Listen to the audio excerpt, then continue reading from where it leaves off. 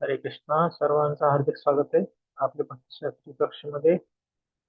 तर आज आपण ईशोपनिषदचा दुसरा श्लोक, दुसरा जो मंत्र आहे त्याच्यावरती अभ्यास करणार आहोत. तुम्हाला दिसतंय दुसरा सर्वांकडे पुस्तक असेल ना. तर हा मंत्र आहे. कुर्वन्नेह कर्माणि कुर्वन्नेवेह कर्माणि जिजीविषेच्छतं समा एवं त्वयि नान्यथ अस्ति न कर्म लिप्यते नरे.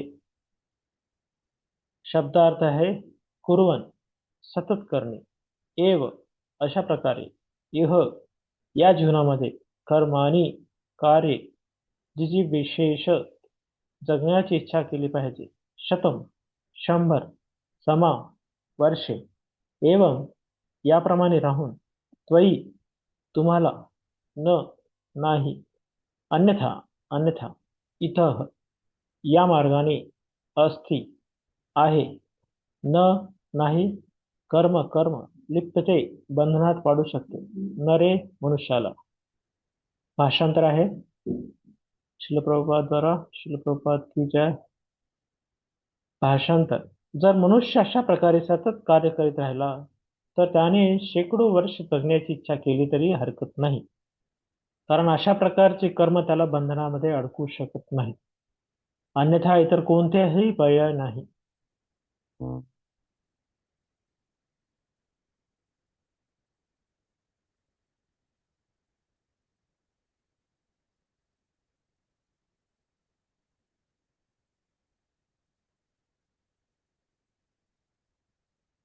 जय श्रीराम प्रभू. बसा.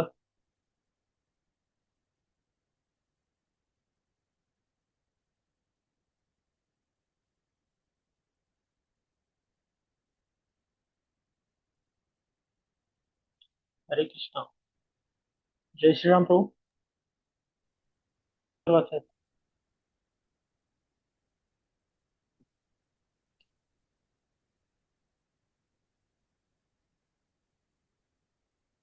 वाचू का गुरुजी? कोण? जय श्रीराम प्रभू आहे का कोण?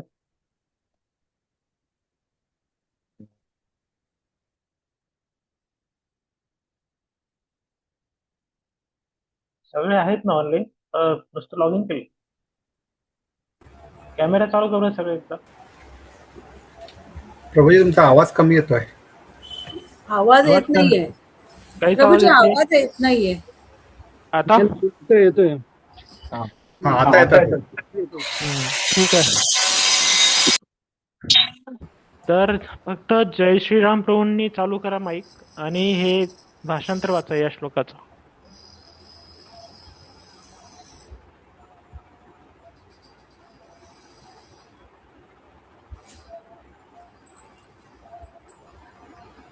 हरे कृष्णा. सर्वांनी कॅमेरा चालू कर बरं. सगळे आहेत का नाही क्लासमध्ये?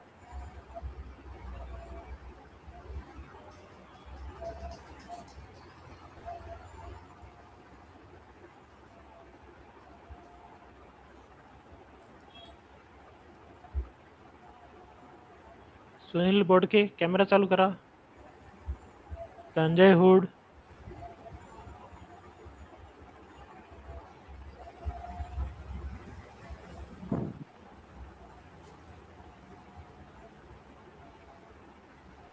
हाँ जय श्रीराम प्रभू. ठीक आहे. हे कोण आहे? ओप्पो कोण आहे? ओप्पो नाव लिहा तुम्ही तुमच्या झूम आय डी वरती, नाही तर तुमचं अटेंडन्स नाही लागणार. हे कोण लॉग इन आहे? ओप्पो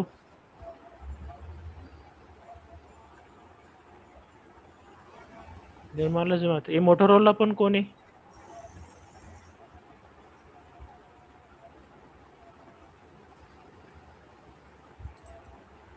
हे मोटोरोला कोण आहे? मोटोरोला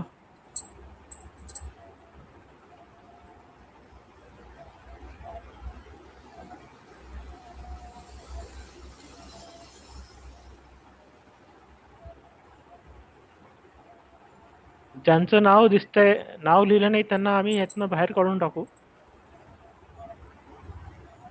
हे कोण आहे?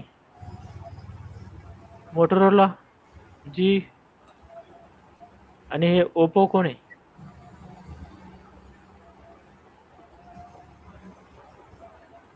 याचं नाव नाव लिहा. तुमचा अटेंडन्स लागणार आणि नाही. खालीवर कशी करायची? हरिकृष्ण प्रभूजी, नाव टाकतो मी नंतर. हा हा टाका. आणखीन कोण आहे?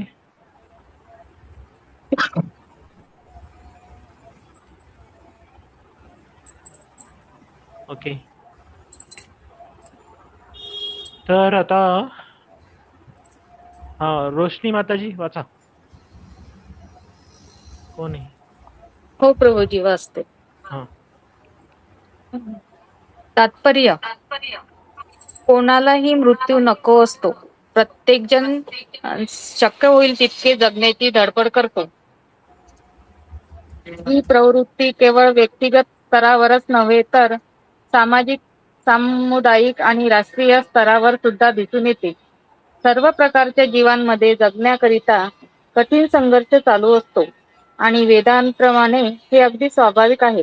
जीवात्मा स्वभावतः अमर आहे, परंतु भौतिक अस्तित्वातील बंधनामुळे त्याला पुन्हा पुन्हा शरीर बदलावे लागते. या प्रक्रियेला पुनर्जन्म किंवा कर्मबंधन असे म्हणतात. जीवात्म्याला उपजीविकेकरिता कर्म करावे लागते, कारण भौतिक प्रकृतीचा तसा नियम आहे.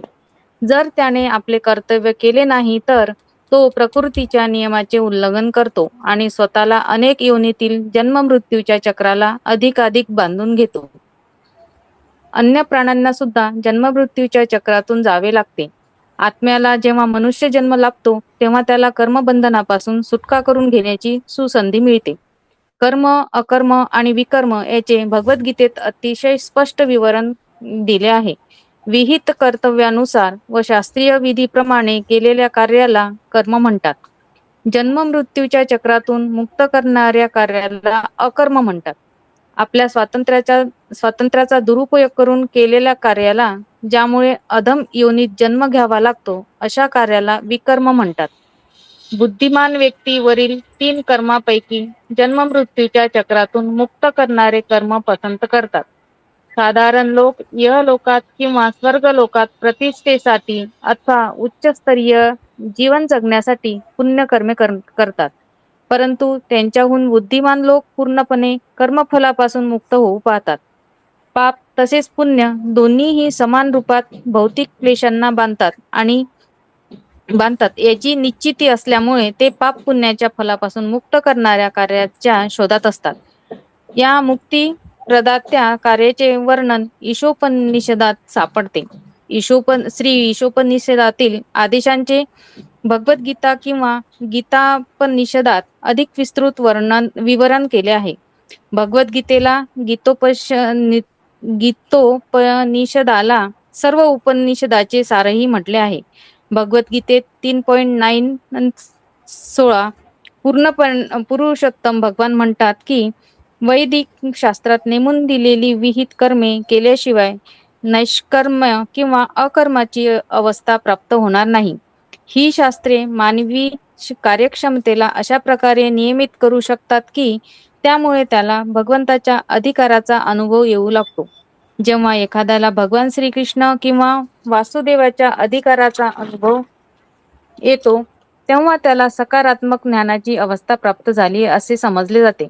या शुद्ध स्तरावर सत्व, रज आणि तम या भौतिक गुणांचा प्रभाव पडत नाही आणि तो कर्माच्या स्तरावर कार्य करू शकतो. अशा प्रकारचे कार्य जन्ममृत्यूच्या चक्राला बाध्य करून ठेवित नाही. वास्तविक कोणालाही भगवंताच्या भक्तिमय सेवेशिवाय दुसरे काहीच करण्याची आवश्यकता नाही. तथापि निम्न स्तरावर असताना आपण त्वरित भक्तिमय सेवा सुरू करू शकत नाही किंवा सकाम कर्मे देखील थांबवू शकत नाही. बद्ध जीवाला इंद्रिय तृप्तीकरिता कार्य करण्याची सवय असते आणि ही इंद्रिय तृप्ती त्यांच्या वैयक्तिक किंवा विस्तारित स्वार्थासाठी केली जाते. एक साधारण मनुष्य आपल्या वैयक्तिक इंद्रिय सुखाकरिता कार्य करतो. या इंद्रिय सुखाचा विस्तार करून त्याच्या समाजाचा, देशाचा किंवा संपूर्ण मानवजातीचा समावेश केला जातो तेव्हा त्याला परोपकारवाद, समाजवाद, साम्यवाद, राष्ट्रवाद मानवतावाद वगैरे गोंडस नावे प्राप्त होतात. हे सर्व वाद कर्मबंधनाचेच एक अतिशय आकर्षक रूप आहे हे निश्चितच. परंतु ईशोपनिषदातील वैदिक आदेश असा आहे की कोणालाही यापैकी एका वादाकरिता आयुष्य वेचावयाचे असेल तर त्याने भगवंतांना त्या वादाच्या केंद्रस्थानी ठेवले पाहिजे. गृहस्थाश्रमी होणे किंवा परोपकारी, समाजवादी, साम्यवादी, राष्ट्रवादी किंवा मानवतावादी होणे यात काहीच नुकसान नाही. एक मात्र अट अशी आहे की ईशावास्य किंवा भगवंतांना केंद्रस्थानी ठेवून त्याने आपले कर्तव्य पार पाडले पाहिजे. भगवद्गीतेत 2.40 सांगितले आहे की भगवत केंद्रित कार्य इतकी महत्वाची आहे की अशी थोडीशी कार्ये देखील आपल्याला भयंकर संकटातून वाचवू शकतात. 84 लक्ष योनीत जन्ममृत्यूच्या चक्रात पुन्हा पडणे हेच सर्वात मोठे संकट आहे. आणि यदाकदाचित तो पडला व मानव जन्मापासून मिळणाऱ्या आध्यात्मिकतेपासून विन्मुख झाला व जन्ममृत्यूच्या चक्रात पुन्हा अडकला तर त्याला अत्यंत दुर्दैवी समजले पाहिजे. स्वतःच्या सदोष इंद्रियामुळे मूर्ख मनुष्याला हे कसे घडते ते समजत नाही. म्हणून ईशोपनिषदाचा आपल्याला असा सल्ला आहे की ईशावास्य भावनेत आपली शक्ती खर्च व्हायला हवी. या भावनेत कार्यरत राहिल्यावर आपल्याला भरपूर जगावेसे वाटेल, अन्यथा दीर्घायुष्याचा काहीच लाभ नाही.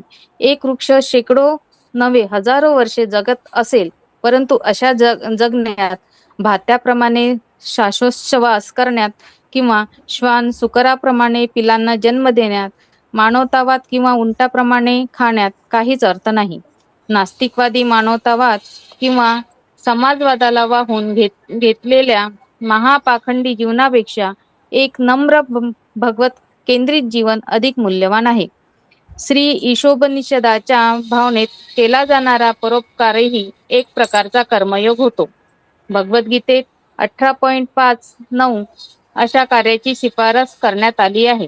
कारण अशाने व्यक्तीचे जन्ममृत्यूच्या चक्रात अडकण्याच्या धोक्यापासून रक्षण होते. अशी भगवत केंद्रित कार्ये जरी अपूर्ण राहिली तरी त्या मनुष्याकरता ती चांगलीच असतात. कारण त्याला पुढच्या जन्मी मनुष्य जीवनाची हमी मिळत असते. अशा प्रकारे त्याला मुक्तिपथावर अग्रेसर होण्यासाठी आणखी एक सुसंधी मिळते. श्री रूप गोस्वामी कृत भक्तिरसामृत सिंधू या ग्रंथात भगवत केंद्रित कार्ये कशी करावीत याचे विस्तृत वर्णन दिले आहे. श्री ईशोपनिषदाच्या भावनेत कार्य करण्यास इच्छुक असणाऱ्या आम्ही हा मौल्यवान ग्रंथ वाचण्याची शिफारस करीत आहे. हरे कृष्ण. हरे कृष्ण.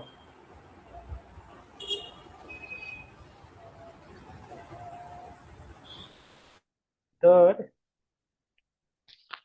या श्लोकामध्ये आपल्याला कशा प्रकारे आपलं आयुष्य जगायला पाहिजे त्याच्याबद्दल शिकवलं जात आहे. तर गेल्या सांगितलं की भगवंतांनी सर्वांना काहीतरी दिलेलं आहे. प्रत्येकाला काही ना काही त्यांचा वाटा दिलेला, त्यांचा हिस्सा दिलेला आहे. आणि त्या हिस्साचा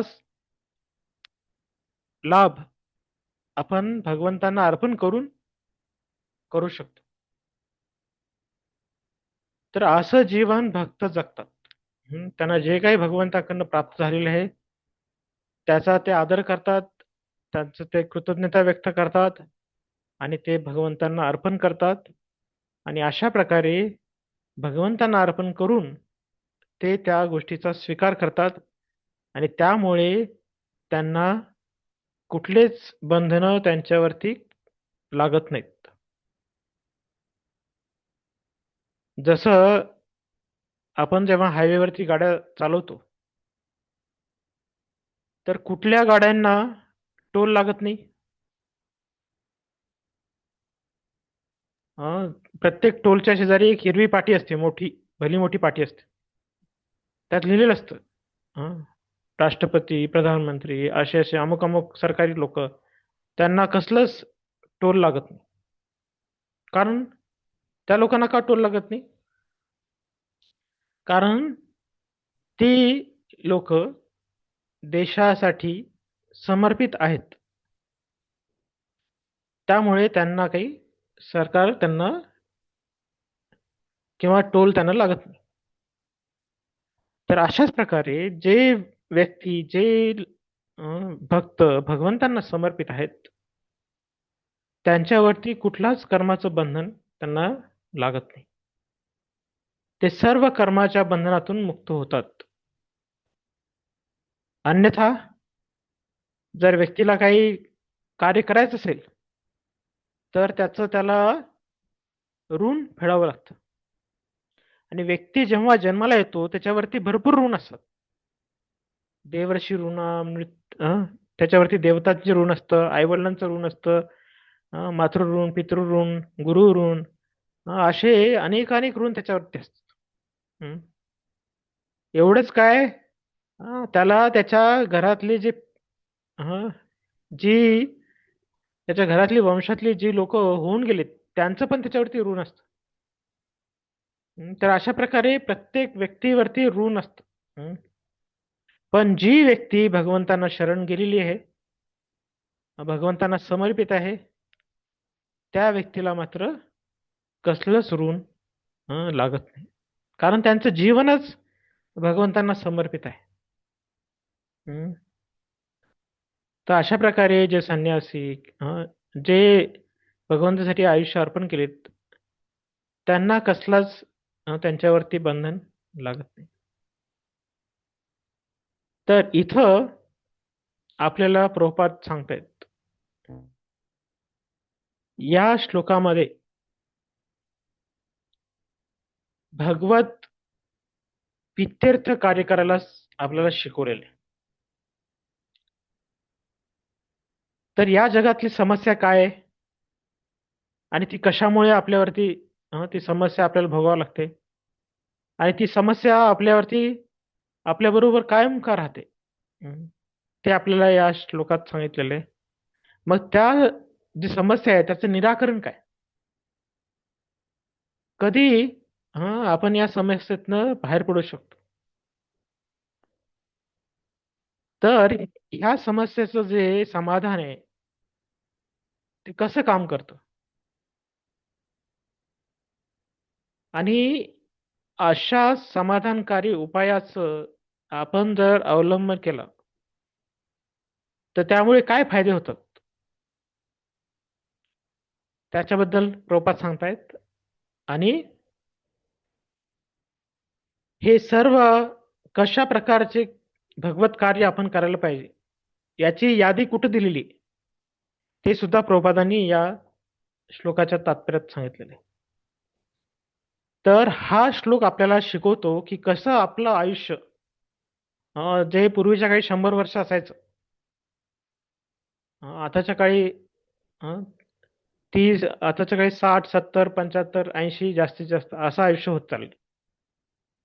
तर असं जे आयुष्य आपल्याला दिलेलं आहे ते आयुष्य कसं आपण भगवत भक्तीमध्ये घालवायला पाहिजे, कशा प्रकारे आयुष्य जगलं पाहिजे ते या श्लोकात शिकवलेलं आहे. तर या जगामध्ये काय समस्या आहे, तर प्रभुपाद सांगतायत की प्रत्येक व्यक्ती काही ना काही कार्य करतोय. ठीक आहे, आणि ते कार्य केल्यामुळे त्याला त्या कार्याचा काहीतरी त्याच्यावरती परिणाम होतो. तर कुठलं कार्य केल्याने कसलं परिणाम होतो ते आपल्याला समजायला पाहिजे. तर कार्य सगळी सारखी दिसत असतील पण परिणाम मात्र वेगवेगळे होतात. जसं देशाच्या सीमेवरती सैनिक बंदुकीने गोळ्या झाडतो, ठीक आहे, तो काय करतोय, तो बंदुकीतनं गोळी झाडतोय आणि ती गोळी झाडल्यामुळे जर शत्रू पक्षातलं कोणी शत्रू मेला तर या व्यक्तीला त्या कार्यासाठी देशाचे राष्ट्रपती त्याला काय देतात, वीरचक्र, त्याला मोठं बक्षीस देतात. तर तो सैनिक तिथं काय करतोय, बंदुकीने गोळी मारतोय. हं?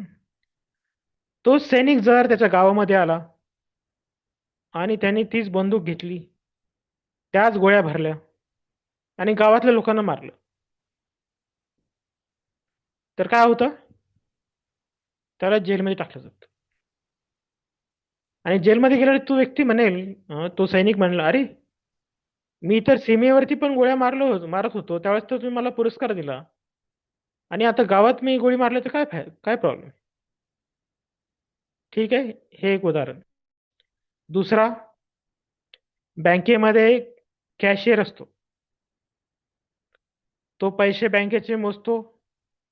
हा, ते चेक येतो, ते बघतो किती त्याच्यावरती आकडा लिहिलाय, तेवढे पैसे काढतो, तो दुसऱ्या व्यक्तीला देतो. आणि कोणी दुसरी व्यक्ती येते, ते बँकेमध्ये 1 लाख रुपये भरते, तो स्वीकार करतो, हं, आणि तो बँकेत जमा करतो. आणि तो असं पैसे लोकांना देतोय, पैसे लोकांकडनं घेतोय, आणि ते बँकेत जमा करतोय. तर असं तो काम करतोय. दिवसाचे तो कधी 10 लाख लोकांना वाटतो किंवा 15 लाख जमा करतो. हं. पैसे घेतोय, पैसे देतोय. तर असं तो काम करत राहतो महिनाभर. मग त्याला बँकेकडनं त्याला एक पगार मिळतो, 40-50 हजाराचा. पण त्या जो कॅशियर आहे त्याला वाटलं नाही पाहिजे, अरे मी तर एवढे 10-10 लाख घेतो लोकांकडनं आणि 15 लाख देतो किंवा असं करतो, मला तर फक्त 50,000 दिले. आता मी उद्या काय करतो, जे पैसे माझ्याकडनं मला बँकेत भरायला येतील ते मी सगळे घरी घेऊन जातो. जर असं त्याने केलं तर काय होतं? त्याला त्याला परत त्याला जेलमध्ये टाकलं जातं. हं?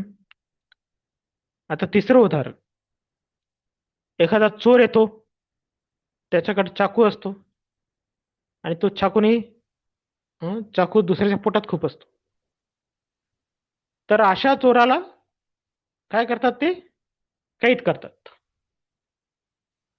आणि दुसरा डॉक्टर येतो, तो आजारी जो रुग्ण आहे त्याचं पोट फाडतो चाकूने.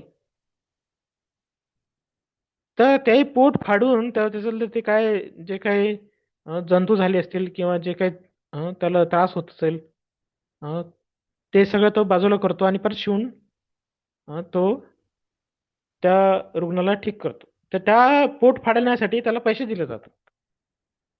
तर काम एकच आहे, पोट फाडणे, पण त्याचे परिणाम वेगळे आहेत. हं. तर अशा प्रकारे आपल्याला दिसतंय जगामध्ये, की कर्म जरी सारखं असेल तरी त्याचे फळ वेगवेगळे आहे. तर ते कर्माची फळं कशावरती अवलंबून आहेत? पहिलं, कोण करतो, कुणासाठी करतो, त्यावरती त्याचं कर्माचं फळ अवलंबून आहे. तर वाल्मिकी, वाल्या कोळी हा येता जाता लोकांना लुबाडायचा, दरोडे करायचा. पण जेव्हा नारदमुनी त्याला भेटतात आणि म्हणतात, अरे तू एवढं दरोडेखोरी करतो, कशासाठी करतो? तो म्हणतो, मी माझ्या घरच्यांसाठी करतो. तर नारदमुनी त्याला म्हटले, एकच प्रश्न विचारला. त्यांनी म्हटले, तू घरच्यांना जाऊन विचार की तू हे दरोडेखोरी करतोय, त्याचं तुला फळ मिळेल, त्याचं पाप लागेल, ते पाप ते घ्यायला तयार आहेत का? असं तू प्रश्न विचार. तो वाल्याकोळी जातो घरी, म्हणतो बायकोला, म्हणतो मी रोज आणतोय तुझ्यासाठी, एवढे पैसे आणतो वगैरे, तू ते पैसे खाते, पैशाने एवढे सगळे मजा करते, तर माझं पाप तू घेणार आहे का? तर बायको म्हणते, अरे तुम्ही कसं कमवून आणता मला काय माहिती, आणि माझा माझं त्याच्याशी काही देणं नाही घेणं, मी कशाला तुमचं पाप घेऊ? तर असं ते म्हणते. मग तो आई वडिलांना प्रश्न विचारतो की मी एवढं पैसे आणतो, तुम्ही माझं पाप घेणार आहे का? ते म्हणते, तर आम्ही तुझं पाप कशाला घेऊ? आम्ही तुला सांगित थोडंच की असं पापाने पैसे कमवू. तर त्यावेळेस वाल्याच्या डोक्यात प्रकाश पडतो, अरे मी करतोय यांच्यासाठी, पण हे लोक, मी जे लोकांना फसवून, लोकांना मारून पैसे आणतो, ते मजा करतायत, पण त्याचं लागणारं पाप ते घ्यायला तयार नाहीत. हं? ते पाप मलाच भोगावं लागणार आहे. मात्र त्या पापाचं जे काही फळ आहे ते मात्र खायला तयार आहेत ते लोक. तर अशा प्रकारे त्याला जेव्हा कळालं की सगळे सुखामध्ये सगळे आहेत, पण दुःखात मात्र कोणीच नाही. मग दुःखात माझ्याबरोबर असणारा कोण आहे, त्याच्याकडे मला लक्ष द्यायला पाहिजे. तर आपल्याला जेव्हा आपला मृत्यू होतो, तर आपण ज्यांच्यासाठी सोनं नाणं आणतो, ती लोक सुद्धा आपल्या अंगावरती 1 ग्राम सोनं ठेवत नाहीत. हा, अंगठी हातात निघाल नाही तर बोट कापून ते काढून टाक. तर असं आपण ज्याला घर म्हणतोय, ज्याला दार म्हणतोय, ज्याला गाडी म्हणतोय, बंगला म्हणतोय, अशा गोष्टी आपल्याला मेल्यानंतर कोणीच हं, ते आपल्या बरोबर नेऊ शकत नाही. सगळं इथं सोडून झालं. आणि जे आपल्या बरोबर येणार आहे, ते मात्र आपण जमा करायला शिकत नाही. हं. तर आपण आपल्या पारड्यामध्ये अशा वस्तू टाकून घेतो की जे आपल्याबरोबर येणार आहेत, मेल्यानंतर आपल्याबरोबर येणार नाहीत. अशा वस्तू गोळा करण्यासाठी आपलं जीवन आपण खर्ची करतो, ज्या गोष्टी मेल्यानंतर आपल्याबरोबर येणार नाहीत. आणि जी गोष्ट आपल्याबरोबर मेल्यानंतर येणार आहे आणि पुढच्या शरीरात सुद्धा राहणार आहे, त्या गोष्टी करण्यासाठी आपण आळस करतो. हं. तर आपल्याला शिकलं पाहिजे की कुठली गोष्ट मी करावी जी माझ्याबरोबर राहणार आहे, जी माझ्या कामाला येणार आहे. तर त्यासाठी आपल्याला ह्याचं ज्ञान असणं आवश्यक आहे की कुठलं कर्म आपण करायला पाहिजे. आणि हे जे मनुष्य शरीर आपल्याला प्राप्त झालेलं आहे, या शरीरामध्येच कर्माचं बंधनं आपल्यावरती लागतात. जसं ट्रॅफिक सिग्नल आहे, ते ट्रॅफिक सिग्नलचा लाल जेव्हा लागतो तर आपण गेलो तर आपल्याला पोलीस फाईन मारते. पण तिथे समजा एखादी म्हैस असेल, म्हैस जर निघून गेली, लाल काय हिरवा काय कसलं पण राहो, ती जर गेली निघून तर तिला कोणी पैसे भरायला सांगत नाही. तर प्राणी त्यांनी काही करो, शिकार करो, प्राणी काही करो, जसं सिंह आहे, तो जगत आहे म्हणजे तो कोणाला ते खाते, त्याला शिक्षा होत नाही. कारण तो प्राणी. पण आपल्याला मनुष्य देह भेटलेला आहे, तर या मनुष्य देहाला कर्तव्याची जाण असली पाहिजे. तो कशा प्रकारचे कर्तव्य करतो. तो जर चुकीचं काम करेल तर त्याला शिक्षा होणार आहे. त्यामुळे हा मनुष्य देह जबाबदारीचा देह आहे. या देहामध्ये आपण बेजबाबदार राहू नाही शकत. तर आपण कशा प्रकारचं कार्य करतो त्यानुसार आपल्याला फळं भोगावी लागतात. हं. तर इथे प्रभुपादांनी 3 प्रकारचे कार्य सांगितले, 3 प्रकारची कर्म आहेत. कुठले 3 प्रकारची कर्म आहेत? पहिला आहे कर्म. हं. जे शास्त्राच्या विधानानुसार जे कार्य करतो आपण, ज्याच्याद्वारे आपल्याला फळ प्राप्त होणार आहे, त्याला म्हटलेलं आहे कर्म. हं.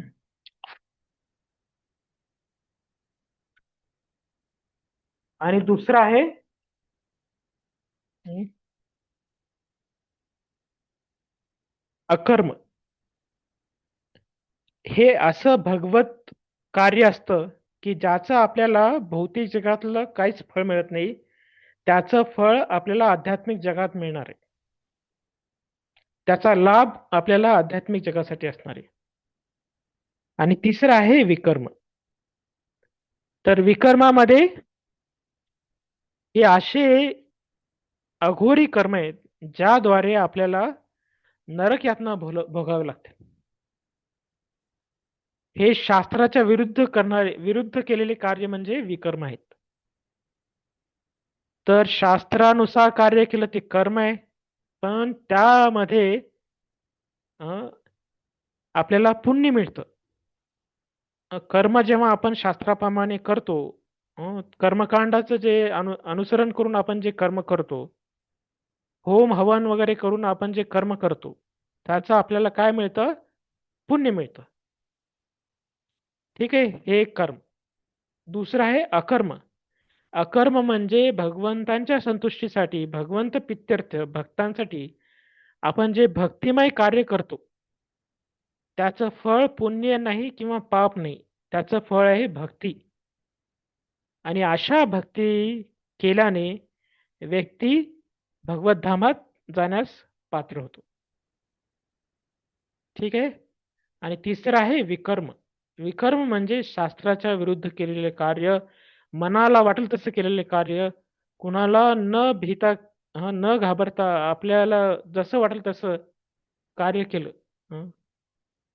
काय खावं वाटलं ते खाल्लं, मांस खाल्लं किंवा काहीच खाल्लं, जसं खावं वाटलं तसं एकदम बेकायदेशीर जसं वागणं असतं, त्याला म्हणतात विकर्म. आणि त्याचं फळ काय? आपल्याला नरक यातना भोगावं लागतं. तर कर्म चांगलं का विकर्म चांगलं? तर कर्मामुळे आपल्याला स्वर्गात जावं लागतं. समजा कोणी दान करतं, कोणी काही लोकांसाठी काही सत्कार्य करतं, तर अशा कार्याने काय होते? पुण्य जमा होते. आणि जेवढं तुमचं पुण्य जमा होईल, तेवढं तुम्हाला स्वर्गामध्ये ते पुण्य तुम्हाला फेडावं लागेल. म्हणजे तुमच्याकडून तुम्हाला तेवढी सुविधा त्या स्वर्गात मिळेल. जसं लोक महिनाभर काम काम काम करतात सकाळ संध्याकाळ, आणि मग सुट्ट्या जेव्हा लागतात, पैसे जमा होतात, तर मग जातात पिकनिक करायला इकडे तिकडे.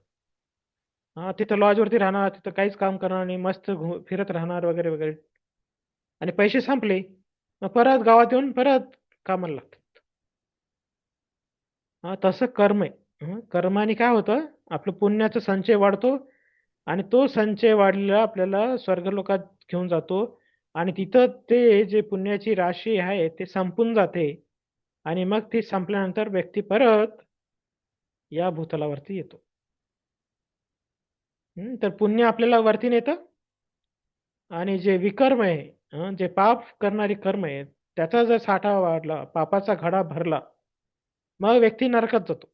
आणि तिथं त्याला चांगलीच यमयातना होतात. त्याला एकदम हं, इतका त्रास देतात, त्याचं इतकं शुद्धीकरण करतात, की तो व्यक्ती तिथं त्याचे पाप सगळे संपवतो, आणि मग परत त्याला परत भौतिक जगामध्ये या पृथ्वीवरती परत येतो. तर सांगा तुम्ही, पुण्य आणि पाप कुठलं चांगलं आहे?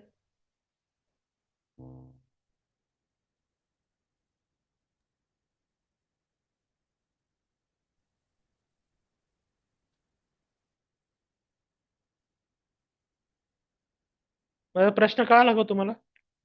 पाप चांगले का पुण्य चांगले? दोन्ही नाही चांगलं असं. हम्म. तर समजा कैद्याला विचारलं, तुला मी सोन्याच्या पिंजऱ्यात ठेवणार की तुला लोखंडाच्या तुरुंगात ठेवणार, तर कुठलं तुरुंग तुम्ही घ्याल?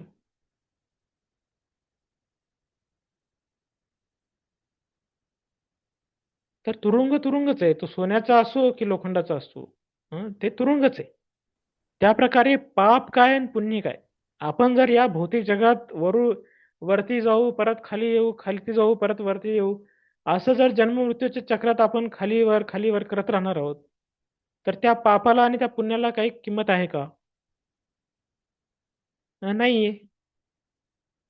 मग त्यासाठी आपल्याला भक्त आणि भगवंत शिकवत आहेत, की आपण असं कार्य करायला पाहिजे, जे आपल्याला या भौतिक जगातनं आध्यात्मिक जगाकडे घेऊन जाईल. आणि त्या कार्याला अकर्म म्हटलेले, आणि ते अकर्म म्हणजे भगवंतांची भक्ती. तर आपण जर आपलं जीवन भगवंतांच्या सेवेत लावू, तर आपल्याला स्वर्गात पण पाठवलं जाणार नाही, ना नरकात पाठवलं जाणार नाही. आपल्याला कुठे भगवंतांच्या धामात. आम्ही जातो आमुच्या गावा. तुकाराम महाराज म्हणते नाही, मी जातो स्वर्गाला, असं नाही म्हटले ते. नाहीतर लोक कुणीही मरो, त्याच्या नावासमोर वैकुंठवासी असं बिनधास्त लिहितात. पण त्याचं कार्य काय ते बघायला पाहिजे ना. आपण नुसतं छापून छापल्याने काही कुठं जातं का कोण? हं? तर आपण आपलं कार्य कसं आहे ते बघायला पाहिजे. नाहीतर काही लोक म्हणतात, अरे दान करायला पाहिजे, गरिबांना खाऊ घालायला पाहिजे, नाहीतर अं, अन्नदान करायला पाहिजे, नाहीतर हे करायला पाहिजे, ते करायला पाहिजे. पण असं तुम्ही कराल, ते पापापेक्षा चांगले.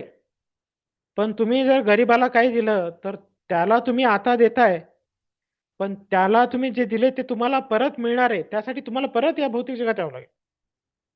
हं? तर अशा प्रकारे पुण्याचा सुद्धा आपल्याला उपभोग घेण्यासाठी परत यावं लागेल आणि पापाचे सुद्धा निरासन करण्यासाठी आपल्याला परत नरकात जावं लागेल. तर हे दोन्ही गोष्टी आपल्याला या जगात वरती खालती खालती वरती असं फिरवणार आहेत. तर सगळ्यात चांगली गोष्ट म्हणजे असं आपण कार्य करायला पाहिजे जे भगवंतासाठी असेल आणि जे या भवबंधनात आपल्याला पाडणार नाही. तर असं कार्य केल्याने आपण 100 वर्ष जगलं काय किंवा अं, थोडंच जगलं काय, त्याला काहीच, त्या जगण्याला अर्थ आहे. भक्ताचं आयुष्य थोडं जरी असेल तरी ते मौल्यवान आहे. पण पापाचं आयुष्य हजारो वर्ष जगून काय फायदा? हं? आणि पुण्याचा भोग घेण्यासाठी लाखो वर्ष जगून काय फायदा? हं? पण भक्तीचं आयुष्य जरी थोडं जरी असेल, त्या थोड्याशा आयुष्यात जरी आपण भक्ती केली तरी आपल्याला भगवत धामाची प्राप्ती होते. तर मनुष्य जीवन हा फार छोटासा आहे आणि कलियुगामध्ये तर लोक 100 वर्ष जगतायत. सत्ययुगामध्ये लोकांचं आयुष्य 1,00,000 वर्ष होतं. द्वापरमध्ये 10,000, आपल्या त्रेतामध्ये 10,000, द्वापरमध्ये 1,000 वर्ष आणि आता कलियुगामध्ये 100 वर्ष आणि त्यातलं आता सरासरी 80-70च झालेले. तर आपण असं समजायला नाही पाहिजे की जेव्हा मी 50 होईल त्यावेळेस माझं आयुष्य 50% झालेलं असं नाही. जर 70 वर्ष आयुष्य झालं म्हणजे आपलं आयुष्य 50% कुठं संपलेलं आहे?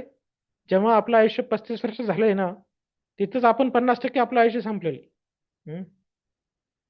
तर आपण आता आपलं आयुष्य हातातनं निघून चाललेलं आहे. त्यासाठी आपण पुण्य कार्य करण्यात किंवा पाप कार्य करण्यात न लागता आपण भगवंतांच्या प्रसन्नतेसाठी भक्तिमय कार्य करण्यामध्ये लावलं पाहिजे.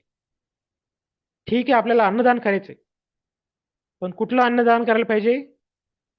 भगवंतांचा प्रसाद, तो दान करायला पाहिजे. ठीक आहे, आपल्याला कुणाला ज्याला घर नाही त्याला घर द्यायची इच्छा असेल, पण त्या व्यक्तीला त्या घरामध्ये भगवंतांची पूजा अर्चना करायला शिकवायला पाहिजे. नाहीतर लोकांचा हेतू दुसऱ्यांना मदत करण्याचा असतो, पण ती मदत घेणारी व्यक्ती त्या उपकाराला जाणत नाही. जसं महाराष्ट्रामध्ये किल्लारीचा भूकंप झाला आणि तिथं वाचली कोणती लोक? जी लोक झोपडीत राहायची ती वाचली, कारण त्यांचं घर अंगावरती पडले तरी त्यांना काही झालं नाही. आणि जे मोठे मोठे श्रीमंत लोक होते त्यांचे मोठ्या मोठ्या भिंती होत्या, ते लोक त्या घराच्या आत पडून, घर त्यांच्यावरती पडून ते बिचारी त्यांचं आयुष्य संपलं. मग सरकार दया करून जी लोक वाचलीत त्यांना घर बांधून दिले आणि काही दिवसानंतर ते जाऊन बघतात तिथं त्या लोकात त्या घरात लोक राहतात का नाही. तर ती लोक ज्यांना झोपडीतले लोक होते त्यांना घर दिले ते लोकांनी काय केलं, ते लोक त्या त्या लोकांनी ते घर दुसऱ्यांना भाड्याने दिलं आणि स्वतः जाऊन झोपडीत राहिले. तर कधी कधी आपला उद्देश लोकांना मदत करायचा असतो, पण ती मदत ते घेत नाहीत नीट भावनेनं. तर आपल्या ट्रेनमध्ये कोणी आंधळा व्यक्ती दिसतो तर आपण त्याला काही पैसे देतो, पण तो तो पैसे घेऊन काय करतो? हा, तो त्या पैशाचं सिगरेट पितो नाही तर तंबाखू खातो, तो असं कार्य करतो. तर आपल्याला सावध असलं पाहिजे आपण लोकांना काय देतो. तर सगळ्यात चांगलं म्हणजे आपण लोकांना प्रसाद द्यायला पाहिजे. हा, तर अशा प्रकारे आपल्याला सुद्धा कळायला पाहिजे की काय दिल्याने लोकांचं कल्याण होईल. बहुत सुकृतांची जोडी म्हणून विठ्ठल आवडी. त्या झाडांना पाणी घालणं हे सुद्धा चांगलं कार्य आहे. पण तुळशीला पाणी घालणे आणि झाडांना, आपल्या बगीच्यामध्ये झाडांना पाणी घालणे, हे दोन्ही कार्य समान आहेत का? नाही. हा, पाणी घालणे हे पुण्याचं काम आहे, पण तुळशीला पाणी घालणे हे भगवत भक्तीचं कार्य आहे. तर अशा प्रकारे भगवत भक्तीचे कार्यांची यादी उपदेशामृत, आपलं भक्तिरसामृत सिंधूमध्ये दिलेली आहे की कुठले कार्य भगवंतांच्या भक्तांनी भगवंतासाठी करायला पाहिजे. हा, आपण सकाळी 4ला उठतो. जगामध्ये आपणच 4 वाजता उठतो का? तुम्ही जर मार्केट यार्ड मध्ये जाल तर तिथं अख्खी जनता सकाळी सकाळी जागी असतात. पण कशासाठी? भाजी विकण्यासाठी किंवा भाजी घेण्यासाठी. तुम्ही एअरपोर्ट विमानतळात गेलात तर तिथे कितीतरी लोक जागे असतात. कितीतरी वॉचमन जागे असतात सकाळी 4 वाजता. पेपरवाले सगळे जागे असतात 4 वाजता. पण भक्त सकाळी 4 वाजता उठून जागे होतो, तर त्याचं जागे होणं आणि बाकी लोकांचं सकाळी जागे राहणं यामध्ये अंतर आहे. कारण भक्त सकाळी 4 वाजता भगवंतासाठी उठलेले. हम्म. तशा प्रकारे आपण गातोय. जगामध्ये कितीतरी लोक गात आहेत. तुम्ही जर 98 पॉईंट काय ते ते लावला तर सगळेच गात आहेत त्याच्यावरती. दिवस रात्र लोक गात राहतात. पण ते गाणं भगवंतासाठी आहे का? भगवंता पित्तर कोणी गातंय का त्याच्यात? नाही. हं. तर जगामध्ये लोक भरपूर कार्य करतायत. हं. हं. माळा बनवत आहेत. कितीतरी लोक नेत्यांच्या गळ्यात माळा घालतात मोठे मोठे. आणि भगवंतांच्या गळ्यात आपल्या ज्या माताजी मंदिरामध्ये माळा बनवतात, त्या माळा बनवण्या आणि बाहेर लोक जे फुलारी लोक माळा बनवत आहेत त्या पुढाऱ्यांसाठी, ते दोन्ही सारखे आहेत का? नाही. हे कार्य, ही जी माळ आपण भगवंतासाठी बनवतो, हे जे हार भगवंतासाठी बनवतो, हा, एक एक फूल आपण भगवंतासाठी तोडून आणलं, भगवंतांना एक फूल अर्पण केलं, ते कितीतरी पटीने पुण्यापेक्षा महान आहे. त्यामुळे आपल्याला भगवंतासाठी कार्य करण्यामध्ये उत्सुकता असली पाहिजे. नाहीतर लोक पण पळतात. जसं आपल्या पुण्यासारख्या शहरामध्ये मॅरेथॉन नावाचा प्रकार असतो. लोक सगळे जमा होतात आणि पळतात. हं. त्या गोष्टीसाठी ते लोक पळतात. पण जेव्हा वारी येते पुण्यामध्ये, तेव्हा हीच लोक जी एवढी शहाणी शिकलेली आहेत, ते म्हणतात अरे काय आहे हे वारी, दुःखी दुःखी आहे, आता आम्हाला कुठे जाता येणार नाही, पूर्ण आता शहर सगळे रस्ते बंद होणार आहेत. तर बघा, हे लोक असे वेड्यासारखे काही कारण नसताना एवढं मोठं मॅरेथॉन रचतात आणि पळतात. पण ही वारकरी भगवंतासाठी चालतात. त्यांचं चालणं हे भगवंताजवळ नेणारं चालणं आहे. आणि हे जे माकडासारखं पळतायत, त्यांच्या पळण्याने काही त्यांना होणार नाही. त्या पळण्याने त्यांना काही आध्यात्मिक लाभ होणार नाही. तर आपल्याला समजलं पाहिजे की कुठलं कार्य भगवंतांच्या प्रित्यर्थ आहे, कुठलं कार्य आपल्याला भवबंधनात अडकवणार नाही, तशी कार्य करण्यासाठी आपण लालायत असलं पाहिजे. जर हा भेद आपल्याला कळत नसेल, तर आपल्याला भगवंतांच्या भक्तांची संगती घ्यायला पाहिजे आणि त्यांच्याकडनं हे शिकून घ्यायला पाहिजे की कशा प्रकारे भक्ती करा. नाहीतर लोकांना वाटतं काही केलं तर ते भक्तीच आहे. असं नाही होत. तर व्यवस्थितपणे आपण भक्ती काय, त्याची काय कार्याने भक्ती होते ते सगळं शिकलं पाहिजे. तर असं भगवत प्रित्यर्थ कार्य आपण जर करू, तर ते आपल्याला बंधनात अडकवणार नाहीये. आणि भगवंतांना केंद्रबिंदू बनून जर आपण आपलं आयुष्य आपण जगू, तर भगवंत अवश्य आपल्याला भगवंत या भौतिक जगातनं त्यांच्या धामाकडे घेऊन जाते. तर भगवंत गीतेत सांगतात, तेषां सतत युक्तानां भजतां प्रीतिपूर्वकं ददामि बुद्धियोगं तं येन मामुपयान्ति ते. जी भक्त माझ्यासाठी खडतरपणे दिवस रात्र कष्ट करतात, त्या लोकांना मी आध्यात्मिक बुद्धी देतो आणि अशी बुद्धी त्यांना प्राप्त होते की ज्याद्वारे ते माझ्या धामात परत येऊ शकतील. तर असं भगवंत त्यांचं वचन आपल्याला दिलेलं आहे. तर भगवंतांच्या प्रेमापोटी भगवंतासाठी आपण कष्ट करायला पाहिजे. आणि भगवंतांना किती कष्ट केलं तर भगवंत खुश होतात? जेव्हा राम सेतू बांधत होते भगवंत, त्यावेळेस हनुमानजी मोठे मोठे पर्वत टाकत होते. आणि छोटीशी खारुताई होती, बिचारी तिच्या हातात जेवढे कण येईल तेवढे घेऊन ती चालली होती. आणि हनुमानजी म्हटले, अरे बाजूला हो, तुझ्या या 4-5 कणांनी काय भरणार आहे ते फुल, ते काय तर राम रामाने हनुमानाला सांगितलं, हनुमान, तू जेवढं मोठं कार्य करतोयस ते जेवढं मला प्रिय आहे, तेवढं एक खारुताई जेवढी छोटीशी सेवा करते ती पण माझ्यासाठी तेवढीच प्रिय आहे. म्हणून भगवंतानी तिच्यावरती आशीर्वादाचा हात फिरवला. हम्म. तर भगवंत आपण किती मोठं दान करतो त्याला बघत नाहीत, पण आपली भावना काय आहे, त्याच्यावरती ते लक्ष देतं. आपली शक्ती जेवढी आहे त्यातल्या त्या शक्तीचा उपयोग करून आपण भगवंतांची सेवा करतोय, तर ते भगवंतांना आनंद देतं. तर जेवढी आपली अं, यथाशक्ती आहे तेवढं आपण भगवंतांना प्रसन्न करण्यासाठी प्रयत्न करायला पाहिजे आणि प्रामाणिकपणे करायला पाहिजे. जर हनुमानजी जर खारुताईसारखे छोटे छोटे कण टाकत असतील तर राम त्यांनी खुश होणार आहेत का? ते म्हणते, अरे तू काय करतोय? हा, तुझी तर एवढी ताकद दिलेली आहे, तू वायुपुत्र हनुमान आहे, तू आता छोटे छोटे काम कशाला कर? तर जशी आपली कुवत आहे, जशी आपले भगवंतांनी आपल्याला जसं दिलेले तेवढे आपण भगवंतांच्या सेवेत लावण्याचा प्रयत्न करायला पाहिजे. तर असं प्रामाणिकपणे आपल्याला जर आयुष्य चांगलं आहे, आपले हातपाय मजबूत आहेत, तर आपण तेवढं नाम चांगलं घ्यायला पाहिजे. हं. जर शरीर चांगलं असताना जर आपण नामस्मरण गंभीरतेने करत नाहीये, तर उद्या जेव्हा शरीर आपलं आजारग्रस्त असेल त्यावेळेस नामस्मरण करणं तर अवघडच आहे.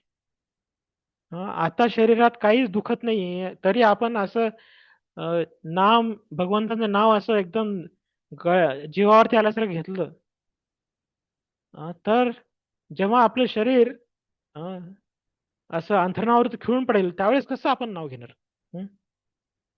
त्यामुळे जशी आपली शक्ती आहे, जसं आपल्याला भगवंतांनी आपल्याला जशी बुद्धी दिलेली आहे त्याचा पूर्ण उपयोग करून आपण भगवंतांची सेवा करायला पाहिजे. जर आपण चांगले शिकलेले आहोत, आपल्याला वाचता येत असेल, तर दिवसभर पेपर वाचण्यापेक्षा आपण एखाद्या दिवशी भगवंतांचे पुस्तक वाचले पाहिजे किंवा दिवसभर काही दुसरं बडबड करण्यापेक्षा भगवंताबद्दल बोललं पाहिजे. तर जशी आपली अं, आपल्याला जशी ताकद दिलेली आहे तेवढं ताकद आपण भगवंतासाठी लावलं पाहिजे. तर अशा प्रकारे जर आपण भगवंतांसाठी कार्य करतो, नाहीतर लोक कार्य करायला उत्साही असतात, पण कुठली कार्य करायला उत्साही असतात? पुण्याची कार्य करायला. हं? पुण्य मिळतं म्हणून लोक सगळे कुंभमेळ्यात जातात. हं? हं? कितीतरी करोडो लोक जातात कारण त्यांना पुण्य पाहिजे असतं. हं? तर भक्ती मिळावी म्हणून आपण ऍटलीस्ट पंढरपूर किंवा यातल्या चांगल्या धामात तर जाण्याचा प्रयत्न करायला पाहिजे. मंदिरात तर यायला पाहिजे जे प्रभुपादांनी बनवले. तर असं आपल्याला कळायला पाहिजे की कुठलं कार्य भगवत प्रित्यर्थ आहे, कुठलं कार्य पुण्यासाठी आहे, आणि हे पापाचे जे कार्य ते तर करायलाच नाही पाहिजे. हं? त्यासाठी प्रभुपादांनी आपण जेव्हा हरिकृष्ण संस्थेत होतो तर आपल्याला दीक्षेच्या वेळेस 4 नियम सांगतात. हं? मांसाहार नाही, मद्यपान नाही, व्यभिचार नाही आणि जुगार सुट्टा असलं काही नाही. कारण हे सगळे पापाच्या राशी आहेत, पापाच्या खाणी आहेत, जिथं व्यक्ती या गोष्टीमुळे व्यक्ती पापी होतो. तर आपल्याला पापापासून तर अडवलं गेलेलं आहे. पण आपल्याला पुण्य करायला सांगितलं का? नाही. तर आपल्याला हरिनाम 16 माळाचा जप करायला सांगितलं. ते कुणासाठी आहे? ते भगवंतांच्या प्रसन्नतेसाठी. आणि त्या कार्याद्वारे अर्चविग्रहांची सेवा, श्रवणम, कीर्तनम, वंदनम, हे जे 9वी भक्ती आहे ती कुणासाठी आहे? भगवंतांसाठी आहे, त्यांना प्रसन्न करण्यासाठी आहे. आपण जर संलग्न झालो तर आपल्याला भगवंतांची भक्ती प्राप्त होते. हम्म? तर आपण फिरायला इकडे तिकडे जाण्यापेक्षा आपण कुठे जायला पाहिजे फिरायला? भगवंतांच्या तीर्थस्थानी. है ना? तर आपलं आध्यात्मिक जे तीर्थस्थान आहेत तिथंच आपली सहल असते. म्हणजे आपण सगळे यात्रेला कुठे जातो? हं? बाकीचे लोक गावभर इकडे तिकडे जातात पण आपण सगळे अं, भगवंतासाठी यात्रा करतो. जसं पुरीमध्ये भरपूर लोक येतात. अं, पण पुरीमध्ये लोक कशासाठी येतात? ते पुरीच्या बीच बघायला जातात. हं? ते भगवंतांचे दर्शन घ्यायला काही आपण भक्त जातात, पण बाकीचे जे भौतिकवादी लोक आहेत ते काय करतात पुरीला येऊन? पुरीला येऊन ते समुद्रामध्ये खेळत राहतात, उड्या मारत असतात. आणि अशा प्रकारे तिथं ते व्यसन करून हं, ते आपलं आयुष्य तेवढ्या तीर्थस्थानात सुद्धा त्यांचा काही उपयोग नाही होते तितक्या दूर जाऊन सुद्धा. हम्म. तर हौशी गौशी नवशी अशी लोक जत्रेत असतात. तर काही लोक मंदिरात येतात पण कशासाठी? कुणाचं पॉकेट मारायला, कुणाचं काही करायला. तर असलं असलं तीर्थाटन करणं सुद्धा काही अर्थ नाही. तर आपल्या भावना आणि आपल्या भक्ती करण्याची इच्छा हे आपल्यात असलं पाहिजे. आणि अशा प्रकारे भगवत तीर्थ कार्य करून आपण या जन्ममृत्यूच्या चक्रातनं बाहेर पडू शकतो. तर हे या श्लोकामध्ये आपल्याला शिकवण्यात आलेले आहे. कुणाला काही प्रश्न असेल तर विचारा. हा प्रभूजी. Yes. मला ते कर्माबद्दल आहे आणि हे जगन्नाथपुरीचं एक एक्झाम्पल. तर कर्माबद्दल आपण असं म्हणतो की आपण म्हणजे पुण्य करायला ट्राय करतो, पण दॅट इज नॉट गुड, म्हणजे ते बरोबर नाही. पण कधी कधी असं होतं की कधी आपल्याला बहिणीला, भावाला किंवा जवळच्या मित्राला आपण एक 10,000 देतो आणि असं म्हणतो की ठीक आहे, नाही दिलेस तर चालेल, किंवा त्याची परिस्थिती तशी असते आणि आपण एक मदत करतो ते. तर ते पुण्यकर्म आणि त्यासाठी आपल्याला परत जन्म घ्यावा लागतो का? तसं ते पुण्यकर्मामध्ये येतं का असं?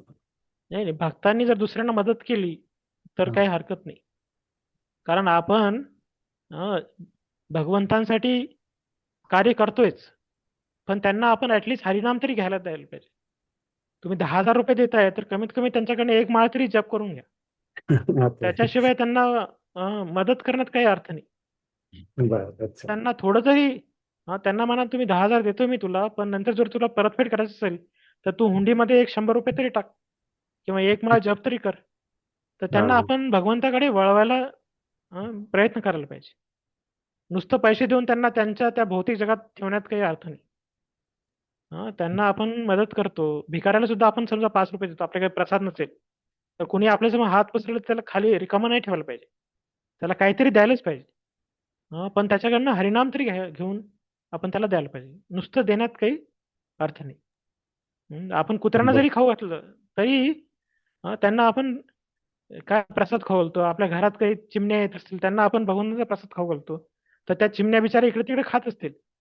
पण जर भक्तांच्या घरासमोर ते आला तर त्यांना भगवंतांचा महाप्रसाद भेटला तर त्यांचं किती मोठं सौभाग्य होईल. तर अशा प्रकारे आपण आपण दुसऱ्यांना भक्ती देण्यासाठी प्रयत्न करायला पाहिजे. घरात फुलाची झाडं असतील, ती लोक झाडाचं गुलाबाचं फुल आपल्या डोक्यात लावतात, पण त्याला काय उपयोग? त्या बिचाऱ्या झाडाचं आयुष्य वाया गेलं.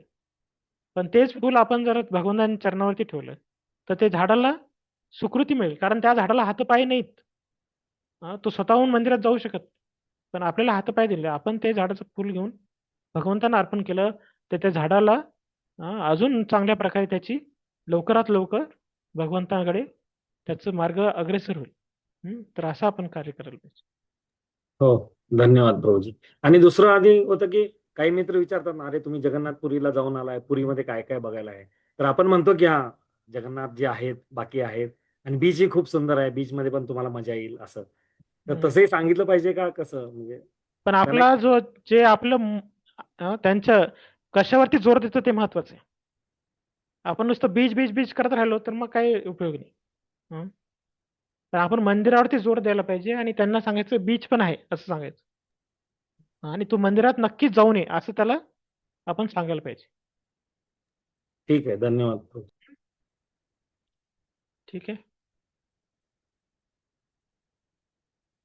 ठीक आहे. आणखी कुणाला काही प्रश्न आहे का?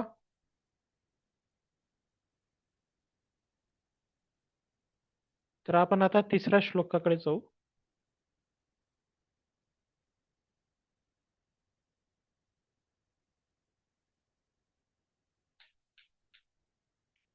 असुर्या नाम ते लोका अंधेन तमसा वृता तांस्ते प्रेत्याभिगच्छन्ति एके चात्महनो जना.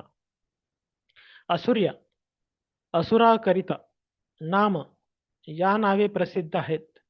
ते त्या लोका ग्रहलोक अंधेन अज्ञानाने तमसा अंधकाराने आवृता झाकलेला तान त्या ग्रहावर ते प्रेत्य मृत्यूनंतर अभिगच्छन्ति जातात. ये जे के कोणी च आणि आत्म हन आत्म्याची हत्या करणारे जन लोक. भाषांतर. आत्म्याची हत्या करणारा, मग तो कोणीही असो, अविद्या व अहंकाराने भरलेला असूर्य नामक ग्रहात प्रवेश करतो. तात्पर्य वाचा. माताजी कोणीतरी वाचा. मागाशी माताजीच वाचली का? आता प्रभूजी वाचा.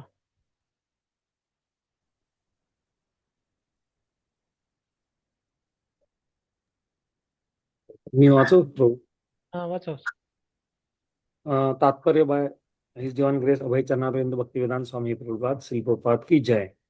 मनुष्य जीवनातील विशेष महत्वाच्या जबाबदाऱ्यामुळे मनुष्य जीवनात आणि पशु जीवनात खूप अंतर आहे. जे या जबाबदाऱ्या जाणून त्या भावनेने कार्य करतात त्यांना सूर साधू व्यक्ती म्हणतात, आणि जे त्या जबाबदाऱ्याकडे दुर्लक्ष करतात किंवा ज्यांना त्या जबाबदाऱ्यांची कल्पना नसते त्यांना असुर नास्तिक असे म्हणतात. संपूर्ण विश्वात केवळ या दोनच प्रकारचे लोक आढळतात. ऋग्वेदात सांगितले आहे की सूर किंवा साधू व्यक्ती भगवान श्री विष्णूंच्या चरण कमळांना आपल्या जीवनाचे अंतिम ध्येय करून त्याप्रमाणे वागतात, म्हणून त्यांचे कार्यकलाप सूर्याच्या मार्गाप्रमाणे प्रकाशमान असतात. बुद्धिमान मनुष्यांनी नेहमी लक्षात ठेवले पाहिजे की जीवात्म्याला लाखो वर्षांची उत्क्रांती व दीर्घकालीन देहांतरानंतर मनुष्य शरीर प्राप्त होत असते. कधी कधी या भौतिक जगाची तुलना समुद्राशी केली जाते आणि मनुष्य शरीराची तुलना तो समुद्र पार करण्यास योग्य अशा नौकेशी केली जाते.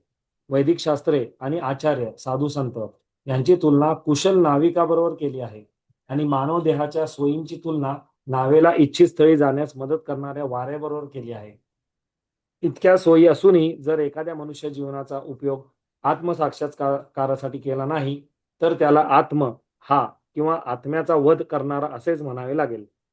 श्री ईशोपनिषद स्पष्ट इशारा देते की अशा आत्म हा व्यक्तीला अज्ञानाच्या काळ्याकुट्ट अंधकारात प्रवेश करून सतत दुःख भोगावे लागते.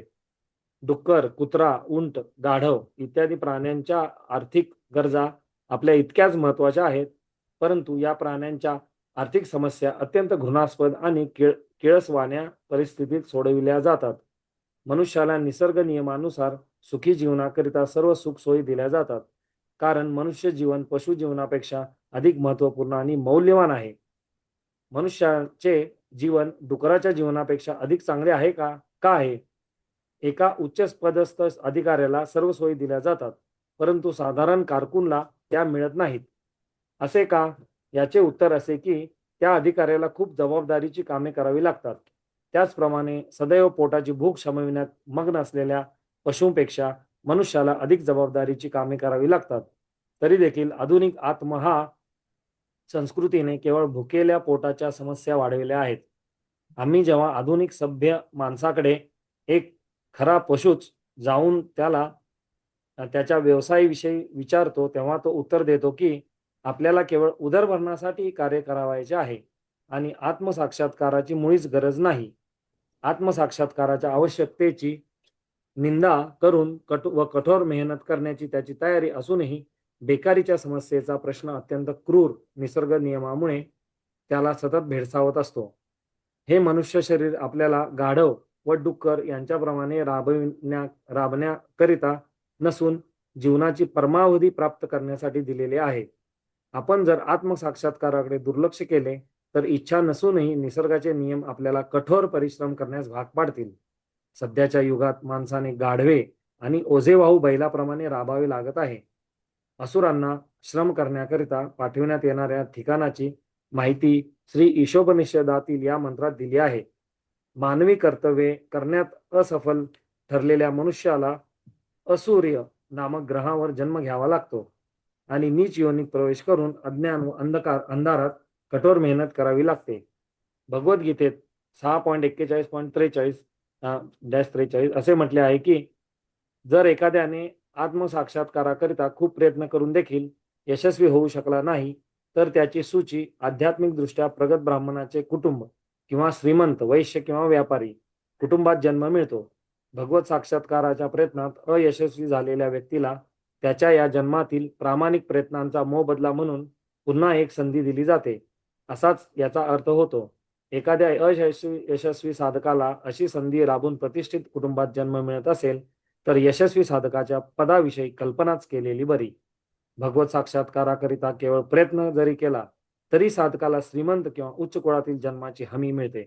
या उलट जे प्रयत्न सुद्धा करीत नाहीत त्यांना भ्रमातच राहावेसे वाटते आणि जे अतिशय जडवादी असून भोगासक्त आहेत अशा लोकांना वैदिक शास्त्रात सांगितल्याप्रमाणे नरकाच्या काळ्या भिन्न प्रदेशात प्रवेश करावा लागतो. असे जडवादी असुर कधी कधी धार्मिकतेचा आव आणतात, परंतु भौतिक समृद्धी हाच त्या मागचा अंतिम उद्देश असतो. भगवद्गीतेत 16.17 ते 18 आत्मसंभावित या शब्दात अशा असुरांचा धिक्कार केला आहे. हे असुर कपट कारस्थानाने मोठे होऊन मूळ जनतेच्या मतावर व स्वतःच्या भौतिक संपत्तीच्या बळावर शक्ती मिळवतात. आत्मसाक्षात्कार व ईशावास्य भगवंतच सर्व संपत्तीचे स्वामी आहेत. भावनेचे ज्ञान नसलेले हे असुर निश्चितच अंधकारमय प्रदेशात प्रवेश करतात. निष्कर्ष असा की मानव या नात्याने आपल्याला आर्थिक समस्यांना डळमळीत स्तरावर सोडावयाचे नसून ज्या भौतिक जीवनाच्या समस्यामुळे आपण निसर्ग नियमांच्या कचाट्यात सापडलो आहोत त्या समस्या सोडवण्याकरता मनुष्य जन्म मिळालेला आहे. हरे कृष्ण. तर आता या श्लोकामध्ये गेल्या श्लोकामध्ये आपण कसं जगायला पाहिजे ते शिकवलेले, की आपलं जीवन कशा प्रकारे आपण जगावं ते शिकवले. आणि या श्लोकामध्ये आपण कशा प्रकारे जगू नये, जर आपण भगवंताप्रित्यर्थ जगलो नाही तर आपली अवस्था कशी होणार आहे त्याच्याबद्दल इथं सांगण्यात आलेलं आहे. आणि एवढं सांगण्यात आलंय की असं जर कोणी करत असेल तर तो व्यक्ती आत्महत्या करतोय, आत्माची हत्या करतोय. तसं तर आत्माला कोणी मारत नाही, आत्मा कधी मरू शकत नाही. पण जर आत्मा भगवंतांच्या सेवेत लागत नसेल तर तो आत्मा मेल्याप्रमाणेच आहे. आत्म्याचं कार्य आहे जिवेर स्वरूप आहे कृष्ण नित्यदास, तो आत्म्याचा श्वास आहे. पण त्या आत्म्याला भगवंतांचं दास न बनवता जर त्या व्यक्तीने त्या आत्म्याला दुसऱ्या कुणाचा दास बनवत असेल तर तो त्या आत्म्याचं जी मूळ स्थिती आहे त्यापासून त्याला दूर घेऊन जातो. त्यामुळे तो त्या आत्म्याचं काय करतोय, दुरुपयोग करतोय. तर त्या आत्म्याचा मृत्यू केल्यासारखंच आहे. तर आपल्याला जेवढ्या सुविधा प्राप्त होतात तेवढ्या आपल्यावरती जबाबदारी असतात. जी व्यक्ती जबाबदार असते त्यांना तेवढ्या सुविधा देतात. जसं देशाचे राष्ट्रपती आहेत किंवा पंतप्रधान आहेत त्यांना भरपूर सुविधा आहेत, पण त्यांच्यावरती जबाबदारी पण तेवढ्याच आहेत. जर समजा एखादा रेल्वे मिनिस्टर असेल, त्यांना कुठं जायचं असेल तर त्यांना तिकीट काढावं लागत नाही. त्यांच्यासाठी तर पूर्ण अख्खा एक डब्बा लावला जातो. त्या मंत्र्याला जर कुठे जायचं असेल तर पूर्ण एक VIP डब्बा लावला जातो आणि जिथं पाहिजे तिथं ते गाडी न थांबत त्याला घेऊन जातात ते. पण जर काही रोड ऍक्सिडेंट झाला असेल, कुठला वॉचमन झोपी गेला आणि तिथं जर 2-3 रेल्वेचे डबे कोलमडले तर राजीनामा कुणाला द्यावा लागतो? त्या शिपायाला नाही द्यावं लागत, पण जो त्या अधिकारी पदावरती आहे त्याला द्यावं लागतं. तसं कंपनीचे चेअरमॅन हे जे मोठे मोठे पदवी घेतात ते लोक, जर त्या कंपनीत काही घोटाळा झाला असेल, काही त्याच्यामुळे जर लोक मेले असतील तर त्यांना तुरुंगात त्यांना जावं लागतं, त्या बाकीचे खालच्या पदवीच्या कर्मचाऱ्यांना नाही. तर अशा प्रकारे जेवढ्या सुविधा आपल्याला मिळाल्या आहेत त्याच्या बरोबर आपल्याला जबाबदारी पण घ्यावं लागतं. तर मनुष्य देहामध्ये जी आपल्याला सुविधा प्राप्त झालेली आहे त्याचा आपण विचार केला तर आपल्यावरती काही जबाबदारी असली पाहिजे की नाही. जसं चिमणी जर खायला जाते, ती एक दाना खाते, इकडं तोंड करते तिकडं तोंड करते, ती किती घाबरून खाते.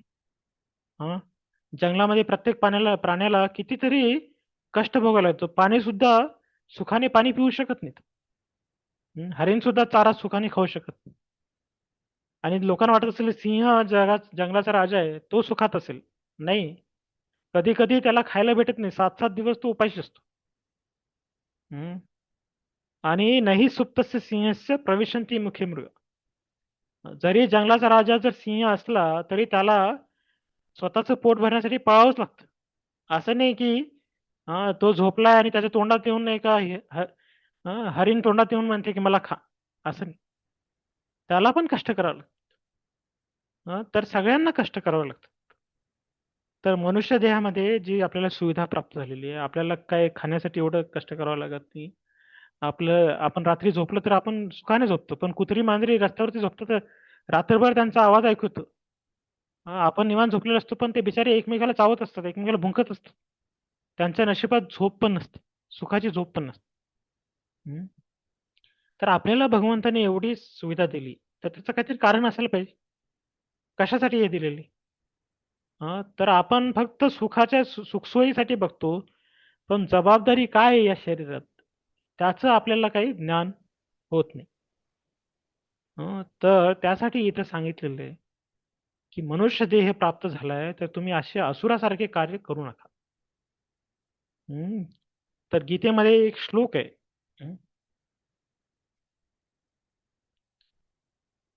16व्या अध्यायातला 6वा श्लोक आहे. दो भूत सर्गो लोकेस्मिन दैव असुर एव च देव विस्तरश प्रोक्त आसुरम पार्थमेशु. तर भगवान सांगतायत की या जगामध्ये दोन प्रकारचे लोक आहेत. एक भक्त आणि दुसरे असुर. हं. तर आपल्याला विचार करायला पाहिजे की आपण कुठल्या गटात आहोत. हं. तर भक्तांची लक्षणं अशी आहेत. हं. भक्त नम्र असतात. भक्त दुसऱ्यामध्ये दोष शोधत नाहीत. तर एकदा द्रोणाचार्यांनी एक प्रश्न दुर्योधनला विचारलं. काय प्रश्न विचारलं? हे दुर्योधन, तू जाऊन एखादी व्यक्ती शोध जी तुझ्यापेक्षा श्रेष्ठ आहे. हा प्रश्न दुर्योधनला द्रोणाचार्यांनी केला. आणि दुसरा प्रश्न त्यांनी कुणाला केला? युधिष्ठिर महाराजांना. युधिष्ठिर महाराजांना द्रोणाचार्य म्हटले की तुझ्यापेक्षा कोणी कनिष्ठ असेल अशी व्यक्ती शोध. तर हे लोक दिवसभर फिरतात दोघं पण आणि परत येतात आणि दोघांचं उत्तर काय? हा, नाही मला कोणी सापडलं नाही. तर विचार करा, दुर्योधनला त्याच्यापेक्षा श्रेष्ठ कोणी सापडला नाही आणि युधिष्ठिर महाराजांना त्यांच्यापेक्षा खाली पडलेला माणूस त्यांना सापडला. त्यांना त्यांना सगळे लोक त्यांच्यापेक्षा महान आहेत असं वाटतंय आणि दुर्योधनला त्याच्यापेक्षा सगळे लोक लहान आहेत असं वाटतं. तर भक्तांचं जगण्याची वृत्ती. तर आपण पण आपल्या मनाला कधी प्रश्न करायला पाहिजे की मी दुर्योधनाच्या गटात आहे का युधिष्ठिर महाराजांच्या गटात आहे? मला बाकीचे लोक महान वाटतायत की लहान वाटतायत? तर हे दैवी गुणांची लक्षणे आहेत. आणखीन दुसरं एक उदाहरण, भीष्मदेव कौरवांना त्यांना एका हॉलमध्ये ठेवतात आणि तिथं परातीमध्ये लाडूचे ढीग साठवून ठेवलेले असतात,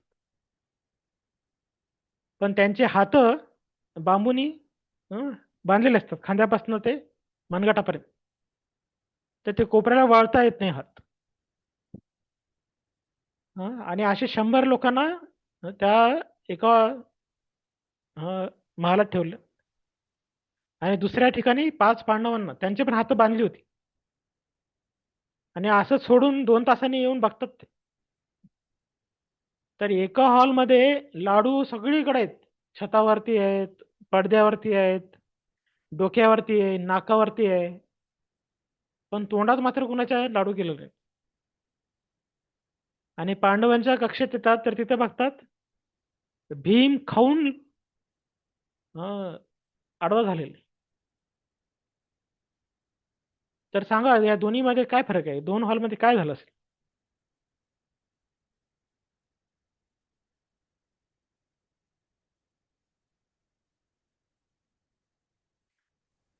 कौरवांनी स्वतः खायचा प्रयत्न केला होता पण पांडवांनी एक भरवले होते. हम्म.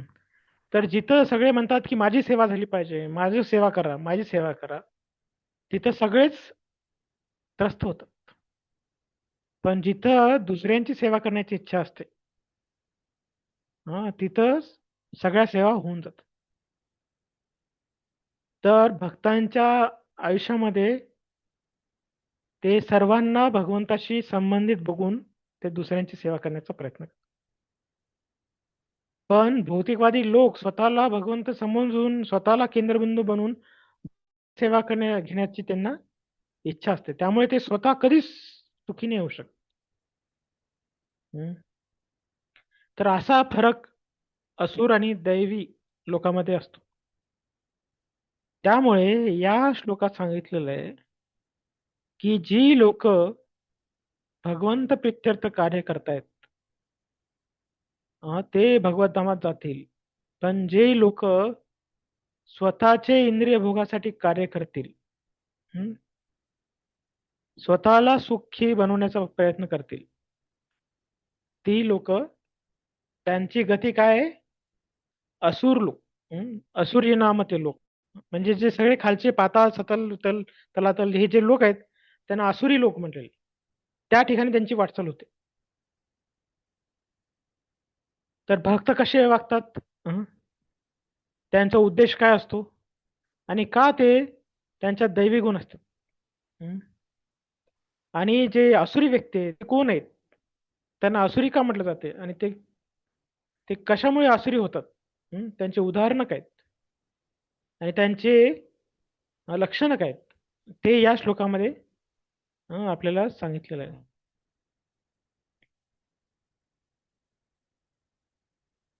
तर जे दैवी गुण ज्यांना भेटलेले आहेत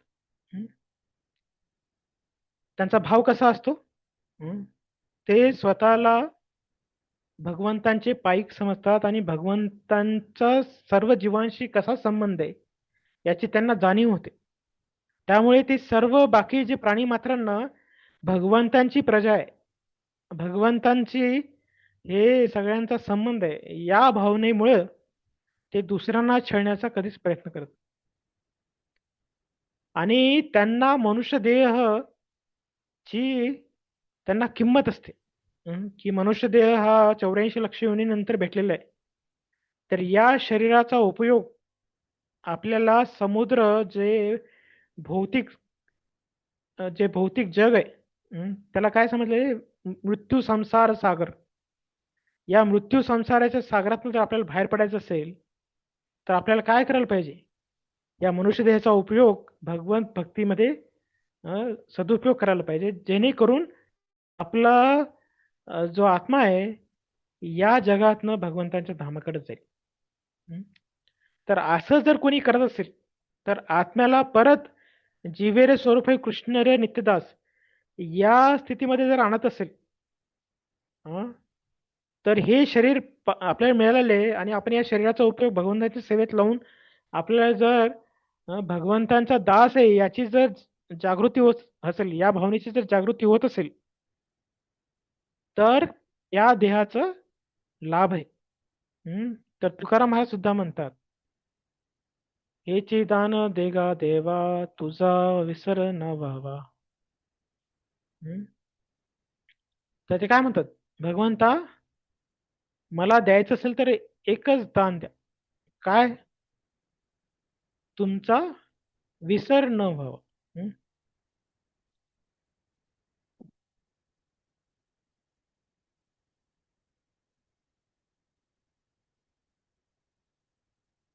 आणि ते काय म्हणतात त्याच्यानंतर, गुण गायीन आवडी हेची माझी सर्व जोडी. तर माझ्या जोडीला काय येणार आहे, तुमचं गुण मी जेवढं गाईन, तुमचं नामस्मरण मी जेवढं करीन तेच माझ्या बरोबर येणार आहे, तेच माझ्या पदरात पडणार आहे. न लगे मुक्ती धन संपदा संत संग देई सदा. तर तुकाराम महाराज काय म्हणतात, मला धन संपदा नको, मला काय पाहिजे, संतांची संगती पाहिजे. आणि संत म्हणजे कोण, जे भगवंतांना आठवण करतात. जी लोक आपल्याला भगवंताजवळ घेऊन जातात ते लोक संत, आणि जी लोक आपल्याला भगवंतापासून दूर नेतात ते सगळे दुष्ट लोक आहेत. हे लक्षात ठेवा. जो व्यक्ती आपल्याला भगवंताकडे घेऊन चालली ते संत व्यक्ती. तुका म्हणे गर्भवासी सुखे घालावे आमसी. आणि असं जर तुम्ही मला जर हे सगळं तुम्ही जर माझी इच्छा पुरवत असाल तर मी परत जन्म घ्यायला मला काही भीती वाटणार नाही. तुम्ही सुखाने मला परत जन्माला घाला. हं? तर असा त्यांचा भाव आहे. तर मनुष्य देह प्राप्त झाल्यानंतर आपण काय करायला पाहिजे? भगवंतांची आठवण करायला पाहिजे, भगवंतांचं विसरायला नाही पाहिजे, भगवंतांचं नामस्मरण करायला पाहिजे, संतांची संगती करायला पाहिजे आणि आपलं जीवन भगवंतांच्या सेवेत, भगवंतांच्या प्रसन्नतेसाठी खर्च करायला पाहिजे. त्यासाठी हा मनुष्य देह दिलेला आहे. आणि भगवंत सांगतात सुद्धा. हं? भागवतमधला हा श्लोक आहे.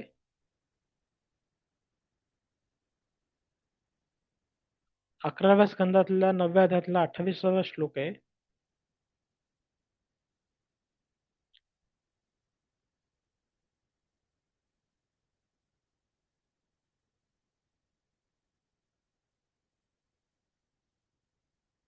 तुम्हाला मी शेअर करतो. भगवंतांनी सृष्टीमध्ये अनेक जीव निर्माण केले, पण भगवंतांना कधी प्रसन्न झाले भगवंत?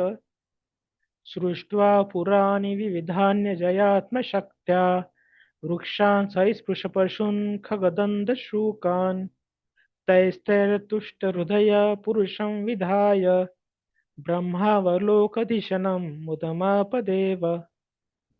तर याचा अर्थ आहे भगवंतांनी त्यांच्या शक्तीद्वारे अनेक जीव उत्पन्न केले, वेगवेगळे योनीमधले जीव उत्पन्न केले. काही काही वृक्ष योनीत जन्माला घातले, काही सरपटणाऱ्या सरीसपुरुष सरपटणाऱ्या जीवांची उत्पत्ती केली. मग काही पशूंची उत्पन्न केली, काही पक्ष्यांची उत्पन्न केली, काही सर्पांची उत्पन्न केली. असं करत करत भगवंतांनी एवढ्या जीवांची उत्पत्ती केली, पण भगवंतांना काही सुख नाही भेटलं, प्रसन्न नाही झाले भगवंत. मग त्यानंतर भगवंतांनी मनुष्य देह निर्माण केला. आणि त्या मनुष्य देहामध्ये भगवंतांनी बुद्धी दिलेली आहे, ज्या बुद्धीद्वारे व्यक्ती भगवंतांची भक्ती करून भगवंतांच्या धामात परत जाऊ शकतो. तर जेव्हा भगवंतांनी मनुष्य देह निर्माण केला त्यावेळेस भगवंत प्रसन्न झाले की नरदेह प्राप्त झालेला हा मनुष्य या मनुष्य देहाचं असं प्राण्यासारखं वापर करून त्याचं जीवनाचं पातळी नाही करणार तो. तर आपल्याला हे मूल्यवान जे शरीर भेटलेले त्याचा आपण योग्य उपयोग करायला पाहिजे. जसं एखाद्या गाढवाला गुळाची चव काय असं म्हणतात ना, तसं जर माणसाला मनुष्य देहाची जर चव नसेल तर तो गाढवच आहे. त्याला या मनुष्य देहाची जर माहिती नसेल, हा मनुष्य देह कशासाठी दिलेला आहे आणि कशासाठी मी वापरतोय याचं जर त्याला भान नसेल तर तो गाढवासारखंच त्याचं आयुष्य आहे.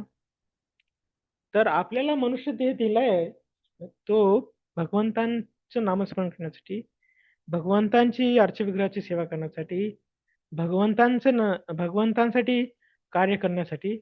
तर त्यासाठी न वापरता आपण जर भले मोठे मोठे जरी आपण विद्वान किंवा आपण आकाशामध्ये रॉकेट जरी सोडत असू तर काय उपयोग? जर आपल्याला भगवंतांची एक माळ करता येत नाही आणि आपण मोठे मोठे रॉकेट जरी आकाशात सोडू तर काय त्याचा उपयोग काय? हा प्रश्न आपल्याला पडला पाहिजे. त्यामुळे जरी आपण व्यवसायात हुशार आहोत, आपण भरपूर कार्यात दुसऱ्या गोष्टीत हुशार आहोत, पण भगवत भक्तीच्या कार्यात जर आपण हुशार नसू तर त्या गोष्टीचा काय लाभ आहे? तर मनुष्य देह आपल्याला प्राप्त झालाय भगवंतांची तीव्रतेनं भक्ती करण्यासाठी.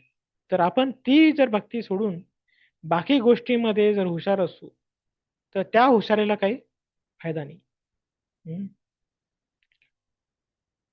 तर या संसारातनं कसं बाहेर पडायला पाहिजे तो मार्ग जर आपण घेत नसू तर तेवढी तर बुद्धी आपल्यामध्ये असली पाहिजे की या संसारातनं मी कसं जावे बाहेर.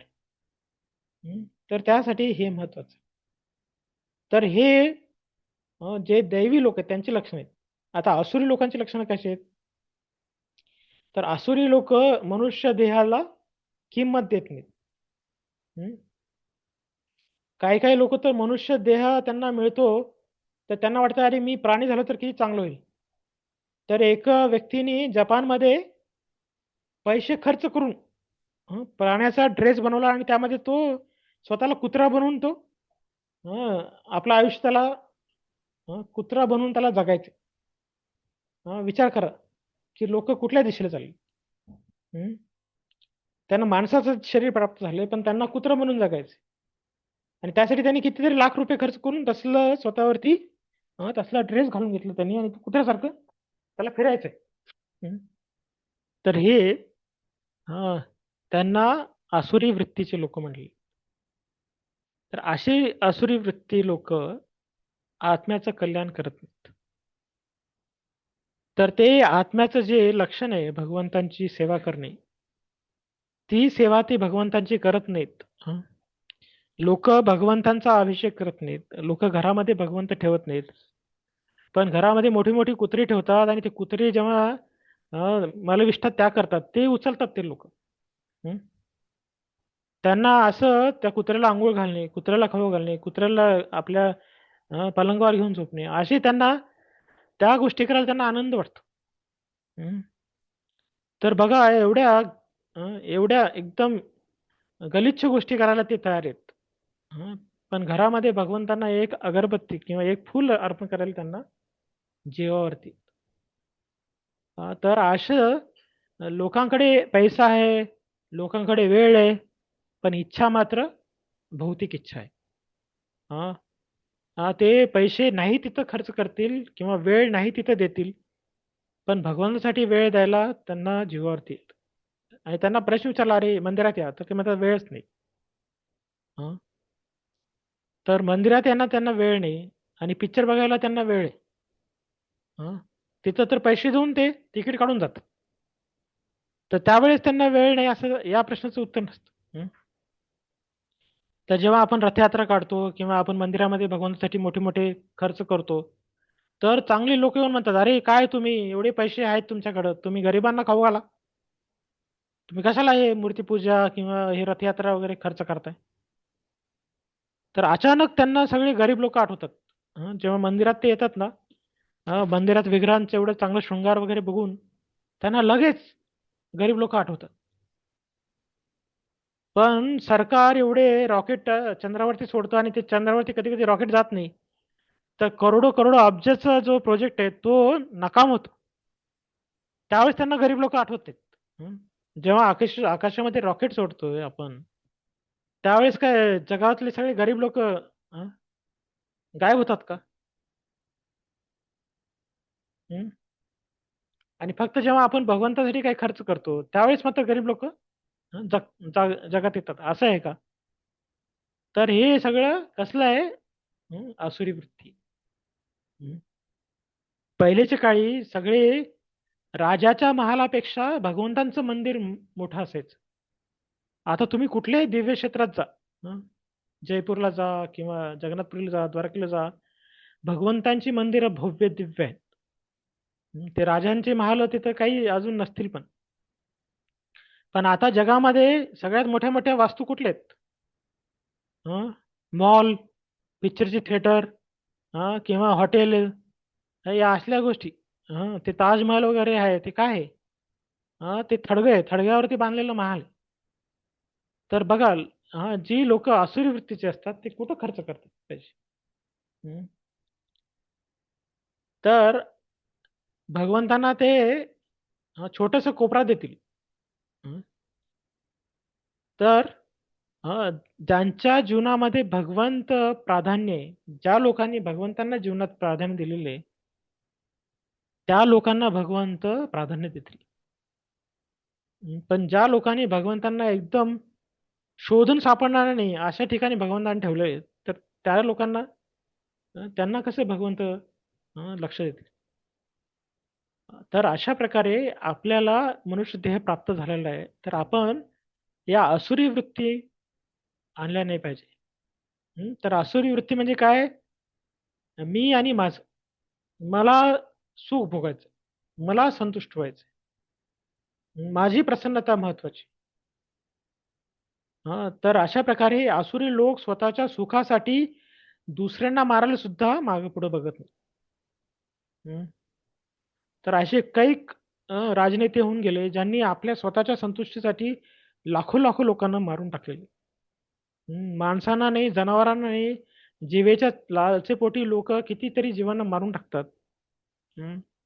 तर अशा प्रकारे हे आसुरी लोक त्यांना त्यांच्या आसुरी वृत्तीमुळे त्यांना नरकात जावं लागतं आणि कधी कधी त्यांना नरकात जाण्याच्या आधी या जगामध्येच नरक बघायला मिळतो. त्यांना मग हं, असे काही आजार होतात किंवा काही त्यांना असा त्रास होतो की ज्याच्यामुळे ते एकदम दुःखी होतात.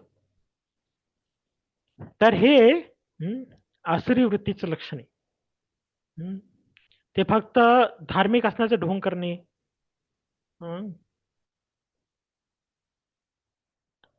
आणि कधी कधी इंद्रियतृप्तीसाठी भरपूर व्यवस्था करणे. तर अशा ज्या प्रवृत्तीमध्ये लोक लागलेले आहेत, त्यांना म्हटलेले आत्महा. ते आत्म्याची हत्या करतात. खरं खरं नाही करत आहेत, पण एकंदरीत त्यांच्या वागणुकीनुसार आत्मा मेल्यातच जमा आहे असं आपल्याला कळतं. तर यांना आत्महा असं इथं शास्त्र म्हणतात, की ते आत्म्याचे आत्महत्या करणारे लोक आहे.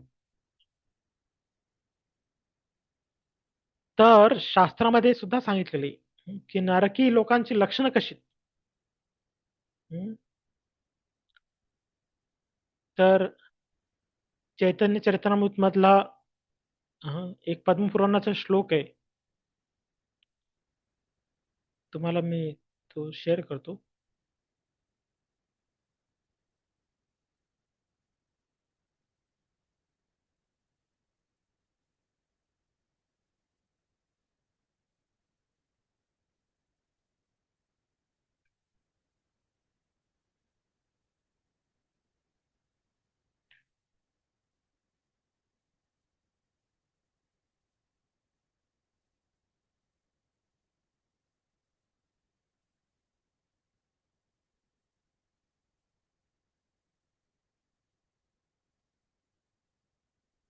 तर हा श्लोक आहे पद्मपुराणातला.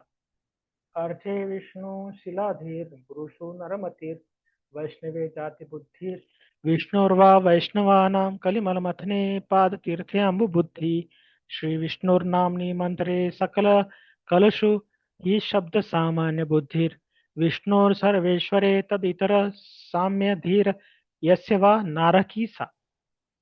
तर इथं काय सांगितलेले, नरकात जाणाऱ्या व्यक्तींची लक्षणं काय आहेत. तर पहिलं लक्षण आहे अर्चे विष्णू शिलाधीर.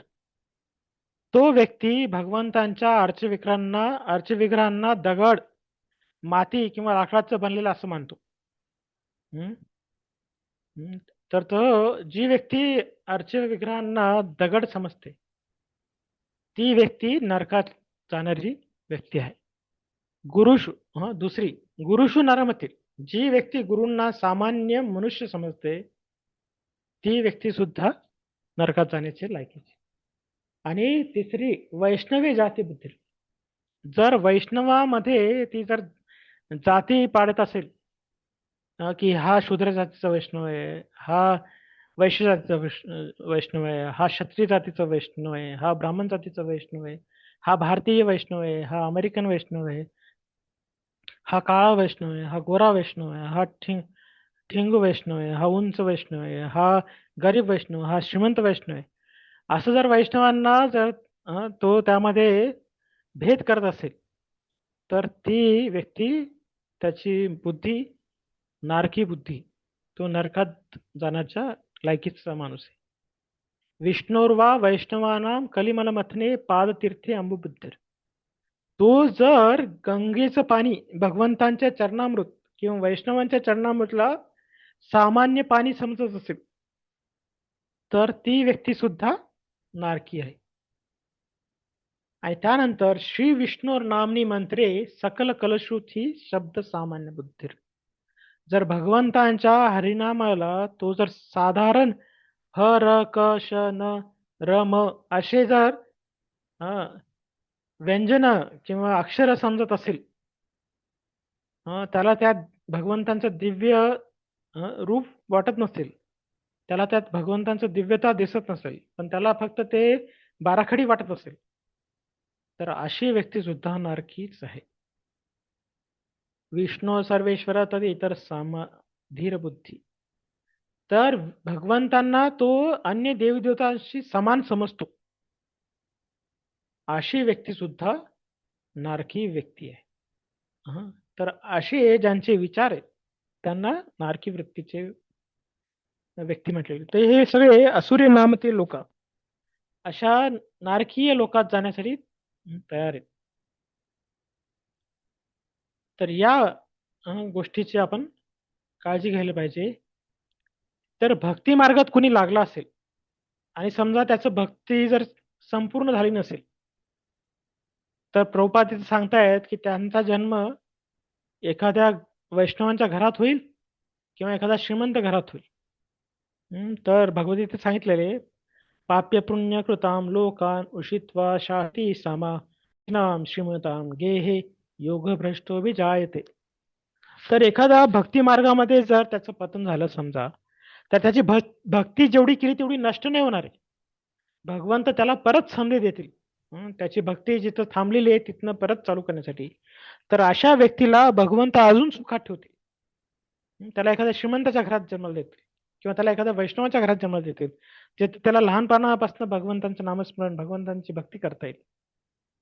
तर आपल्याला जर भगवंतांनी चांगलं रूप दिलंय, भगवंतांनी आपल्याला जर चांगली शरीर दिलेलं आहे, भगवंतांनी आपल्याला जर चांगलं धनसंपत्ती दिलेली आहे, भगवंतांनी आपल्याला चांगलं सुखसोय दिलेली आहे, तर याचा अर्थ समजायला पाहिजे की भगवंतांनी मला एक सुविधा दिलेली आहे की जेणेकरून मी माझी भक्ती जी मागच्या जन्मात राहिली होती ती आता पुढं करून तिला संपूर्ण करण्याची मला सुविधा दिलेली आहे भगवंतांनी. असा आपलं विचार असला पाहिजे.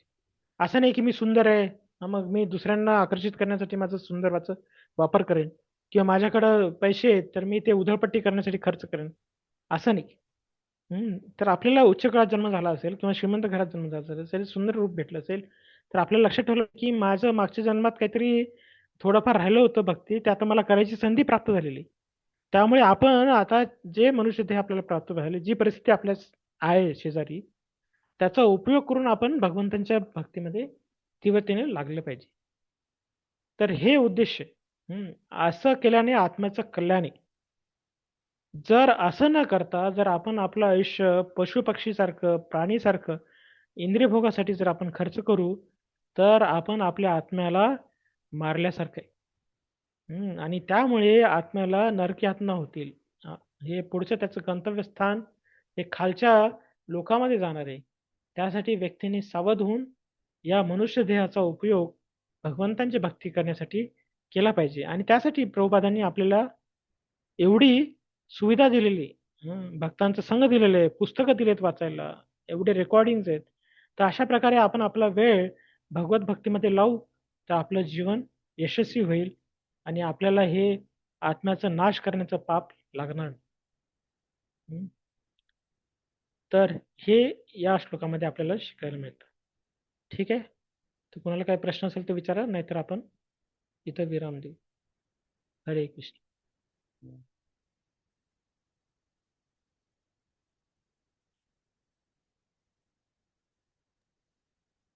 उपेंद्र सेवकरू, तुम्ही सगळ्यांची अटेंडन्स घेताय ना? जी प्रभूजी. आणि हे लिंक सगळ्यांना आधी पाठवत जा. आणि तुम्हाला हा प्रभूजी. होस्ट आयडी माहित आहे की नाही? नाही प्रभूजी, तेच मला कॉल करतात थोड्या वेळाने, त्याच्याबद्दल विचार. तुम्हाला ठीक आहे, मी होस्ट आयडी पाठवून देतो. ठीक आहे. तर ह्याच्या पुढे प्रभूजी, यामध्ये आपण सांगितलं की आसुरी वृत्ती ही काय येते मनुष्यामध्ये? मनुष्यामध्ये आसुरी वृत्ती काय येते? एक तर आपण भगवंताच्या धामात ईर्षा भगवंतांशी केलेली आहे की भगवंतच का सुखी आहेत, मला पण सुख भोगायचंय, त्यांच्याशिवाय भोगायचंय. अशा इच्छेमुळे मनुष्य या लोकात येतो तिथे त्याला भगवंत शास्त्र देतात आणि जेणेकरून तो स्वतः सुखी होऊ शकतो. भगवंत इथे त्याला दुःखी ठेवण्यासाठी दिले नाही.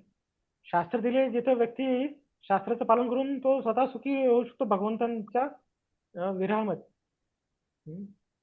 पण लोक ते पण न करता शास्त्राला पण जुमायचं नाही त्यांना. यह शास्त्र विस्तृतम वर्तते कामकारता. जी लोक शास्त्राला न मानता मनासारखं मनाला वाटेल तसे कार्य करतात, त्यांना सुख मिळत नाही पण त्यांना पाप लागतं. धर्मंतु साक्षात भगवत मिळत. जे भगवंत बोलले ते शास्त्र आहे, त्याला जर आपण मानलं नाही आणि मनाला वाटत तसं जगू तर आपण पापाचे भोगी होऊ. त्यासाठी कमीत कमी भगवंतांनी जे सांगितले मनुष्य देह कसं जगायला पाहिजे त्या नियमाने जर आपण चालू तर आपल्याला काही पाप लागणार नाही. ठीक आहे. प्रभूजी हरे कृष्ण अं, प्रभूजी. यस. प्रभूजी यातले श्लोक कोणते पाठ करायला पाहिजेत असे पाठ? हा त्याची यादी तुम्हाला ते हँडबुक मिळेल. तर उपेंद्र प्रभू तुम्ही ते आपल्या ऑफिसकडनं ते मागून घ्या सॉफ्ट कॉपी आणि ती सगळ्यांना शेअर करा. हं? अजून कोणाला प्रश्न आहे? हरे कृष्ण प्रभूजी. हा येस माताजी. हा प्रभूजी, सूर आणि आसूर असं तुम्ही हे केले ना? हा आ हो हो हा म्हणजे आसुर लोक हे चूक म्हणजे भगवंत प्रत्यात कर्म करत नाहीत असंच ना प्रभूजी? हम्म. आणि सूर लोक करतात म्हणजे दैवी गुण. हा हा, ठीक आहे प्रभूजी, मला हेच हेच विचारायचं होतं. हरे कृष्ण प्रभूजी. ठीक आहे. तर आपण आता विराम घेऊ. भेटू पुढच्या आठवड्यात. हरे कृष्ण. शिल प्रभुपाद की कृष्ण प्रभूजी. जय. हरे कृष्ण. हरे थँक्यू. कृष्ण.